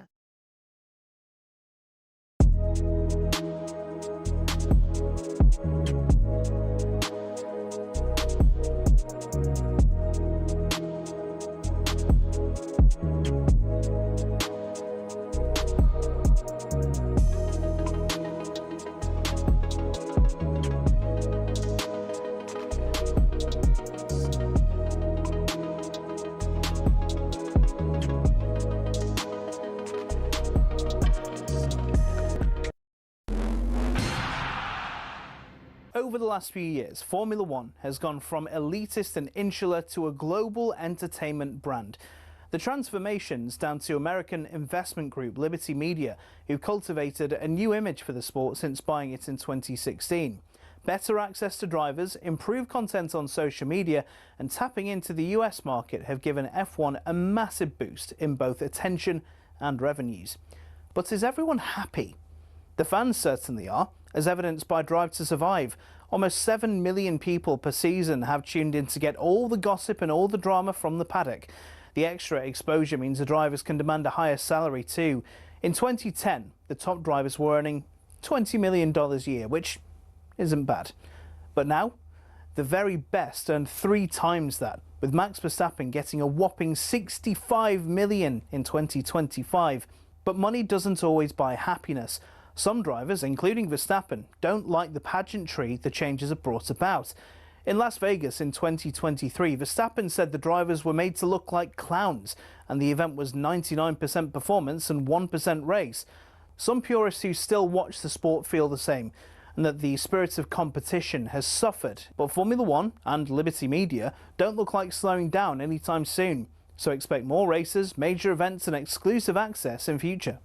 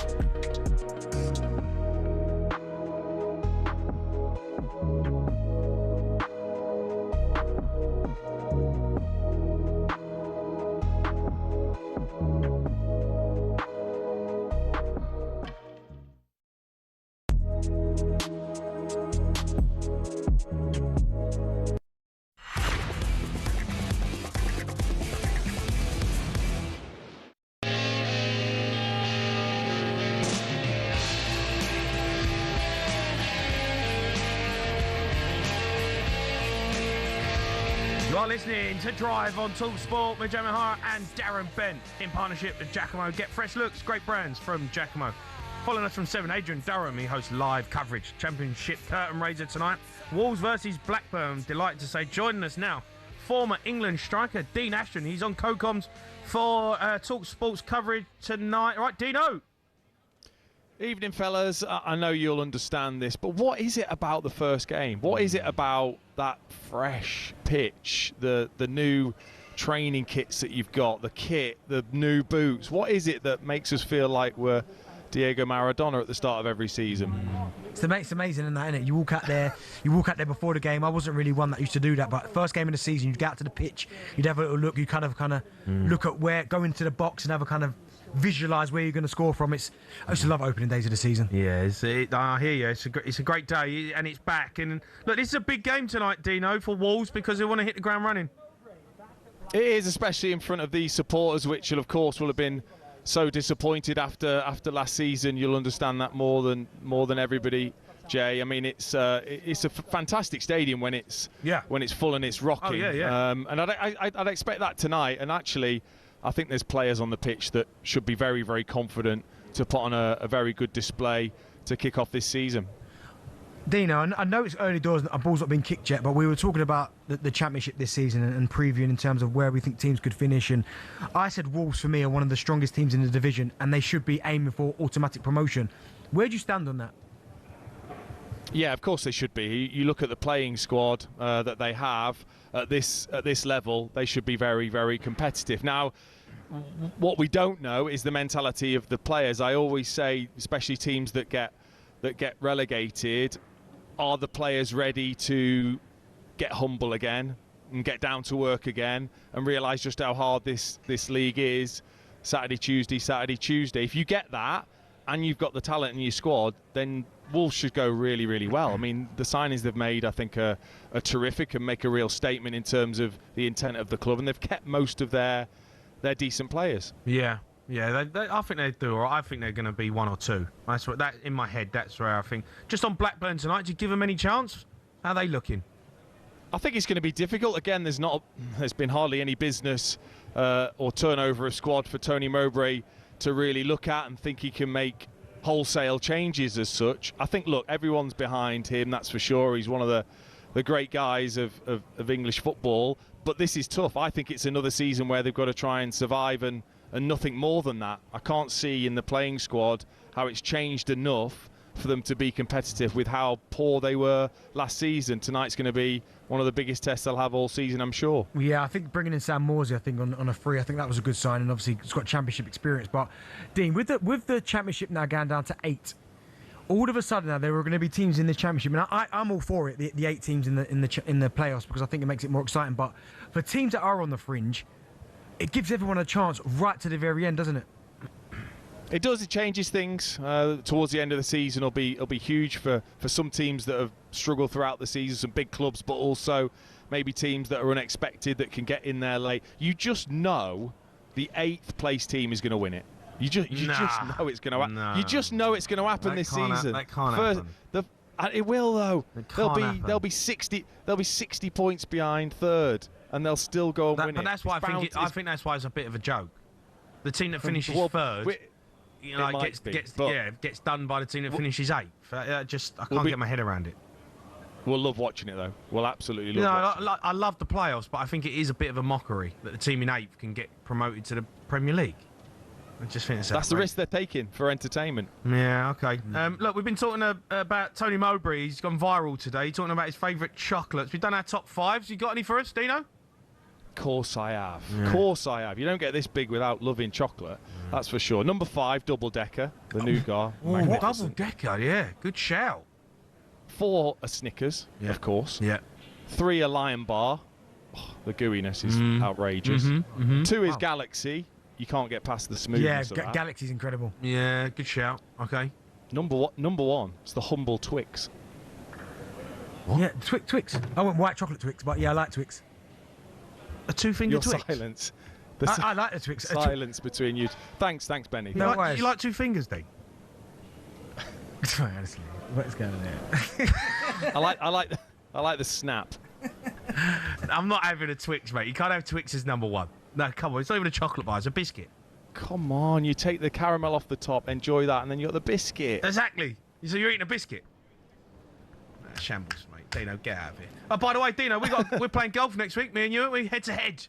We are. Who's the best at talkSPORT golf? I can't wait. I've heard you're in form, Jay. I've heard you're in form. Well, I've had to up my game, Dino. I can't have you beating me. Dino, what'd you play off? He's good, you know. 5. He's a solid golfer. Very solid. He's got a nice golf swing. Big boy, isn't he? He's a big old boy. All right. Just slaps it out. What are we off scratch? Are we just going to play scratch? Scratch game, Dino. Let's have it. Love it. Put your money where your mouth is. All right, Dino. Enjoy the game tonight. It's a biggie. Nice one, Andrews. Cheers, Dino. All right, that's Dean Ashton there. That game tonight kicks off the curtain raiser for the championship. Wolves v Blackburn. Adrian Durham is covering it from 7. Right now, it's time for this. Can't really sleep, so I put on Moonraker. I'm in the middle of rewatching Spartacus. I'll blow the bloody doors off. Watch a bit of Trisha in the morning. IMDb. Yes, our feature IMDb every week. Our very own DB talks us through what he's been watching when he wakes up at 4 a.m. Can't get back to sleep. Last time, IMDb Bentley gave us Snakes on a Plane a rating of 6.4. What have you been watching this week? Well, last night I woke up. People don't listen to this feature. Sometimes I can't sleep. Well, a lot of the time I can't sleep. Is this feature now in your head, though, where you wake up at 4 a.m? No, it's just something that I did, and I brought it up in a meeting one time, and someone said, let's make a feature out of it. Yeah.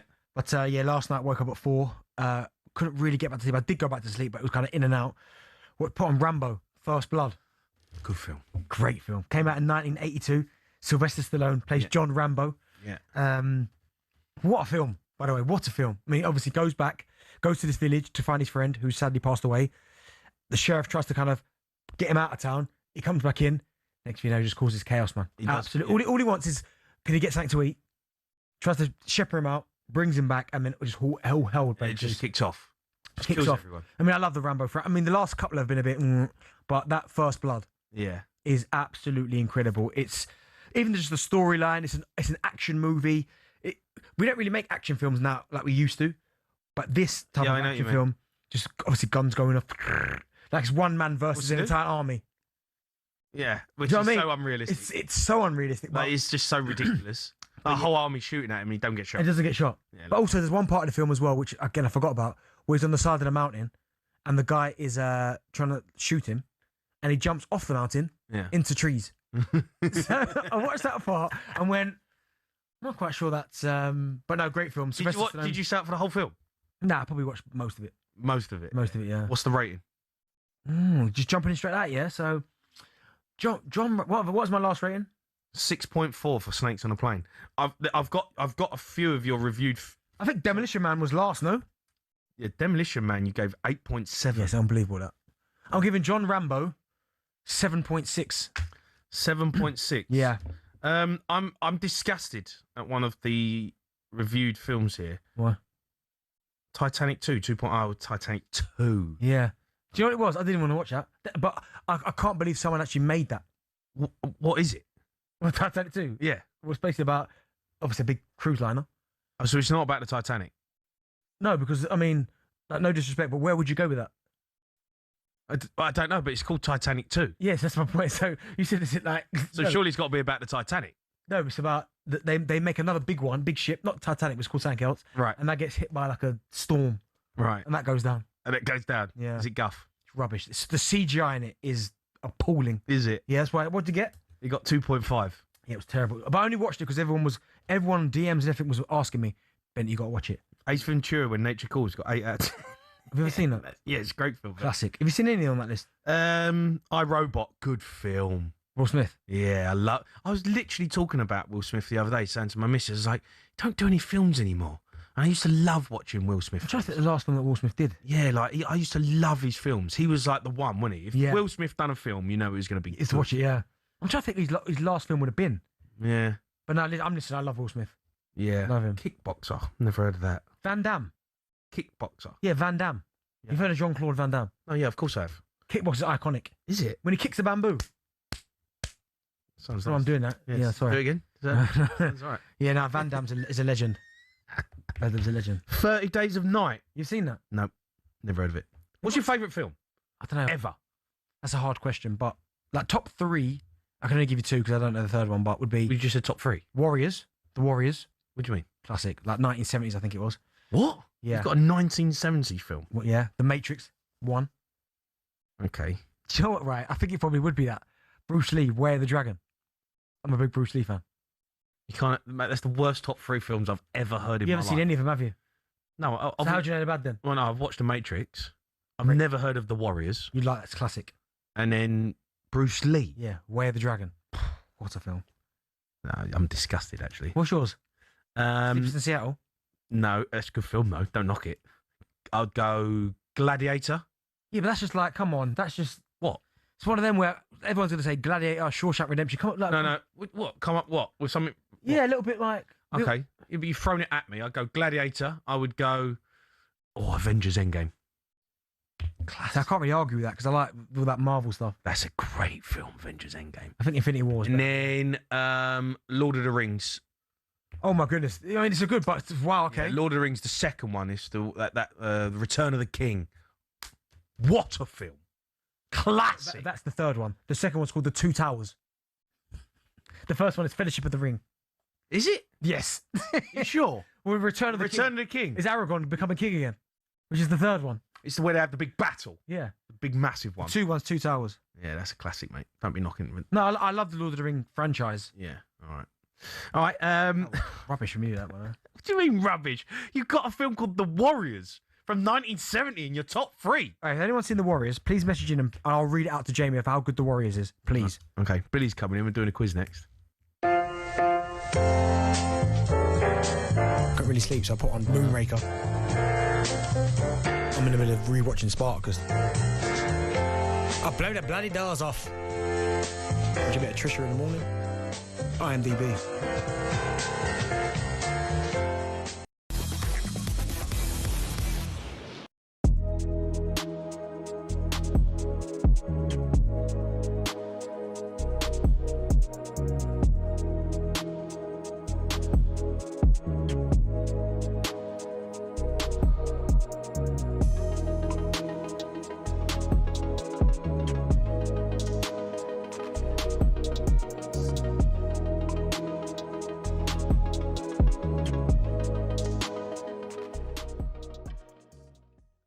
talkSPORT's Matt Scott, the guy who just heard doing the news there, talking absolute guff because he rattled some cages this morning on breakfast. He listed off the top 10 biggest clubs in the UK. He said Chelsea cheated their way to success, can't be in the top 10, and Spurs have never won a Champions League. So, and he's put them, he's not even in the top 10. They finished 17th for like 2 seasons in a row. I think he needs to remember that Nottingham Forest ain't been in the Premier League for about 15 seasons. So, anyway, Rory, we've asked you to do your top 10. What did you make just on Matt Scott's Chelsea not being in the top 10? Yeah, I mean, look, before we get into this, I think it's important that I just establish something very clearly. Matt Scott is my friend. Yeah. He's somebody who I rate incredibly highly. I think he's got a huge future, and I like him. It is one of the worst things I've ever heard in my entire life, though. All of that being said, now, I think we can just go for the jugular, be completely honest. Yeah. It gave me a migraine. Yeah. I feel like listening to that list, I've lost IQ points. Having heard that, I'm now thicker because it is the worst list I've ever heard of anything. No, some bad takes on talkSPORT, and we're all likely to come out with some nonsense every now and then. And you are. Speak for yourself. No, you are as well. No, speak for and you know, you can back your argument, but when I heard Bill sent me the list, and I just was just like, yeah, everything about the list, everything about the list was wrong. There's clickbait, and then there's just you talking absolute. Yeah, it's like ridiculous guff. It's lunacy. It's like, should Matt Scott be reading the news, being on talkSPORT, or should he be in Broadmoor?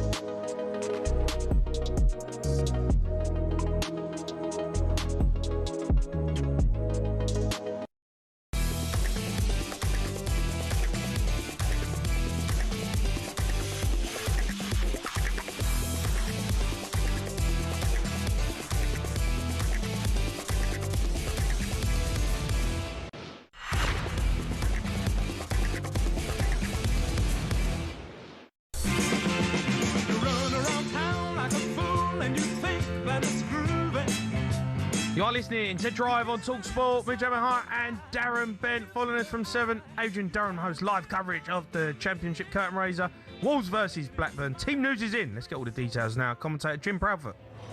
Well, good evening, guys. It's Wolves' first game of this level for 8 years. They make one change to the side that beat Port Vale in the League Cup last week as they look to launch a promotion campaign. Hugo Bueno has a slight groin strain, so David Muller-Volfer replaces him. Raul Jimenez's fitness is still being managed, so he's on the bench. Blackburn's ambitions more modest after last season's bottom 5 finish. New signing Sam Morsey is among the subs after his move from Bristol City this week. Christian Montgomery and Andre Gudjonsson come in, with Garrett and Ohashi dropping to the bench. So Wolves have Bentley in goal, Trippier, Mosquera, Toddy and Hugo Bueno, then Munetzi, Andre and Fer Lopez, Rodrigo Gomes, Armstrong and Mane the front three. Tote in goal for Blackburn, Alabiosu, Hutchison, McLaughlin and Pickering, Forshaw and Montgomery, Marishta, Cantwell and Afolayan, and Gudjonsson is leading the line. Dean Ashton alongside me as the EFL gets underway, and Adrian Durham's got all the build-up here from Molyneux on talkSPORT from 7. Okay, thanks, Jim. Remember, you can get your calls in with Max Scott, Colton Cole on the Sports Bar as well later on tonight at 10. Now, though, it's time for this.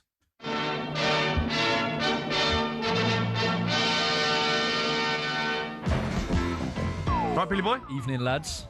Before we crack on with a bit of a quiz, I just got, hounded in the break over the Warriors. Everyone's just coming and been Ali McCoy's messaged me, tried to phone me about the Warriors. So people coming from everywhere. Yeah, just everyone's going on about the Warriors. I've never heard of it. I have to go and watch it. I've never heard of it. Yeah. Never heard of it, Bill? No, I don't really watch films, to be fair. I don't really like them. What do you watch? Friends. Yeah, just Friends. You watch Friends? Yeah. I mean, that just sums you up. Yeah, pretty much. It's embarrassing. Yeah. How's your day been, Bill? Yeah, great. Actually, we've all done the music, so yeah. Do you want to know what we're doing for the end of show quiz, lads? Go on, then. Great week, by the way, on Drive. Great week. Mate, it's been good, I've enjoyed it. Yeah, it's been good fun. My stint has come to an end, though. I will be going back to great, Sports Bar. I've enjoyed it, mate. You enjoyed it, really, Penny? Yeah, I've really enjoyed it. Yeah, Goldstein messaged me. He said, up your game, son. You sound like a cover teacher. Stopped listening. Didn't realise how good I am. I texted him back and said, to be fair, management have loved it. Said I could do what I've done with Sports Bar. Make it better. There you go. There you go. Well, on the Sports Bar last night, they did a bit of Guess the Intro with Rory Jennings. And I hear he gave you a bit of stick, saying that he's better. He did. He tried. Yeah, he messaged me and said he thinks he's better than me at Guess the Intro. I said to him he's got more chance of being 6 foot. Yeah, well, we'll do a little bit of Guess the Intro. Benny, you're going first. The way the songs are falling, you're actually first. Yeah. Which I've not been beaten in this in gutted years. About. Gutted.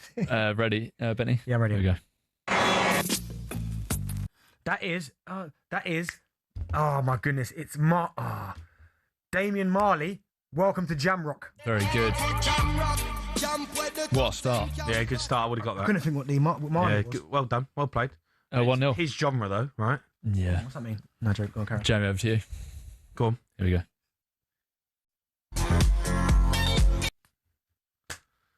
Music sounds better with you.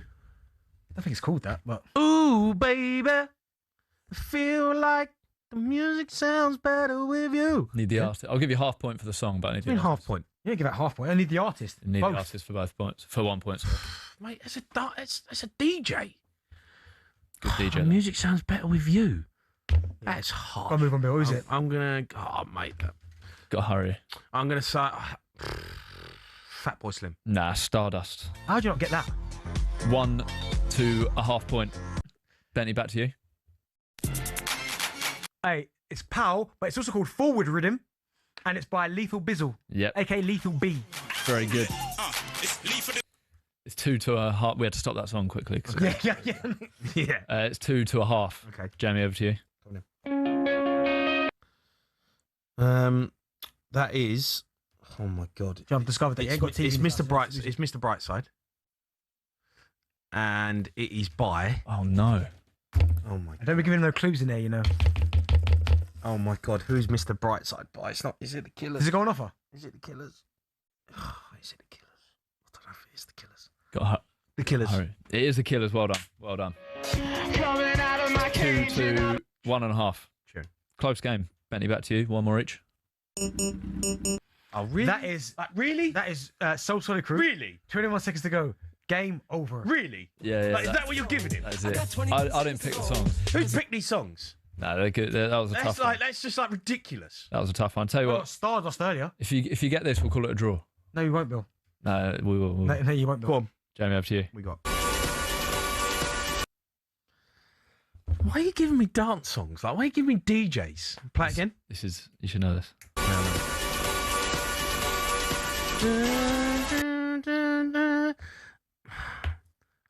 I've got Stardust in my head. It's not Fatboy Slim either. Oh, God, that song. I know it so well as well. It's such a tune. Don't hurry. No, I'm gone. Nothing. Daft Punk. It's Daft Punk. One More Time, that one's called. So you didn't get it there. You lost. Yeah, I think that was 3 to 2.5. Close game. Did I not? Oh, it's a draw. No, you lost. You got it wrong. I can't give you that. I told you I never get beat at that, Jay. Yeah, but they give you so solid crew. Like literally Lethal Bizzle. Like, come on, it's the easiest ones in the world. Bizzle friends of the show. They give me Daft Punk and Stardust. Yeah. It's bang out of order. Well, no, that's... Right, I am done on Drive. I am back on Sports Bar with Cundy on Monday. I'm also doing Game Day on Saturday as well. Benzie, you've got your man back, Andy Goldstein, next week. It's been a pleasure, mate. Loved working with you. Thanks, everyone, for getting involved in the show this week. The championship, though, is back. It's live on talkSPORT next.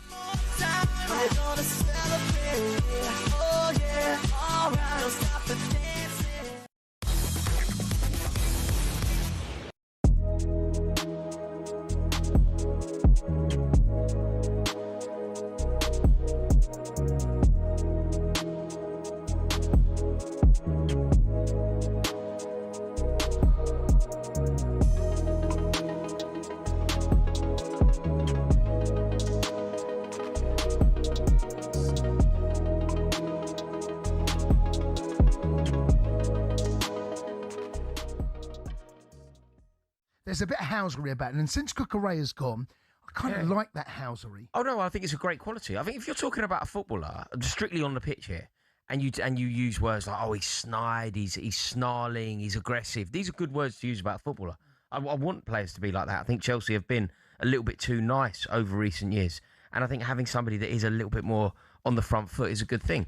Enzo Fernandez, we've seen it. Like when he scored that goal against Paris Saint-Germain, he's running off towards their ultras, showing them the Club World Cup badge. Whenever we play Manchester United, he's got Mason Mount round the throat. Like he understands what Mason Mount's relationship with Chelsea fans is, and he leans into that.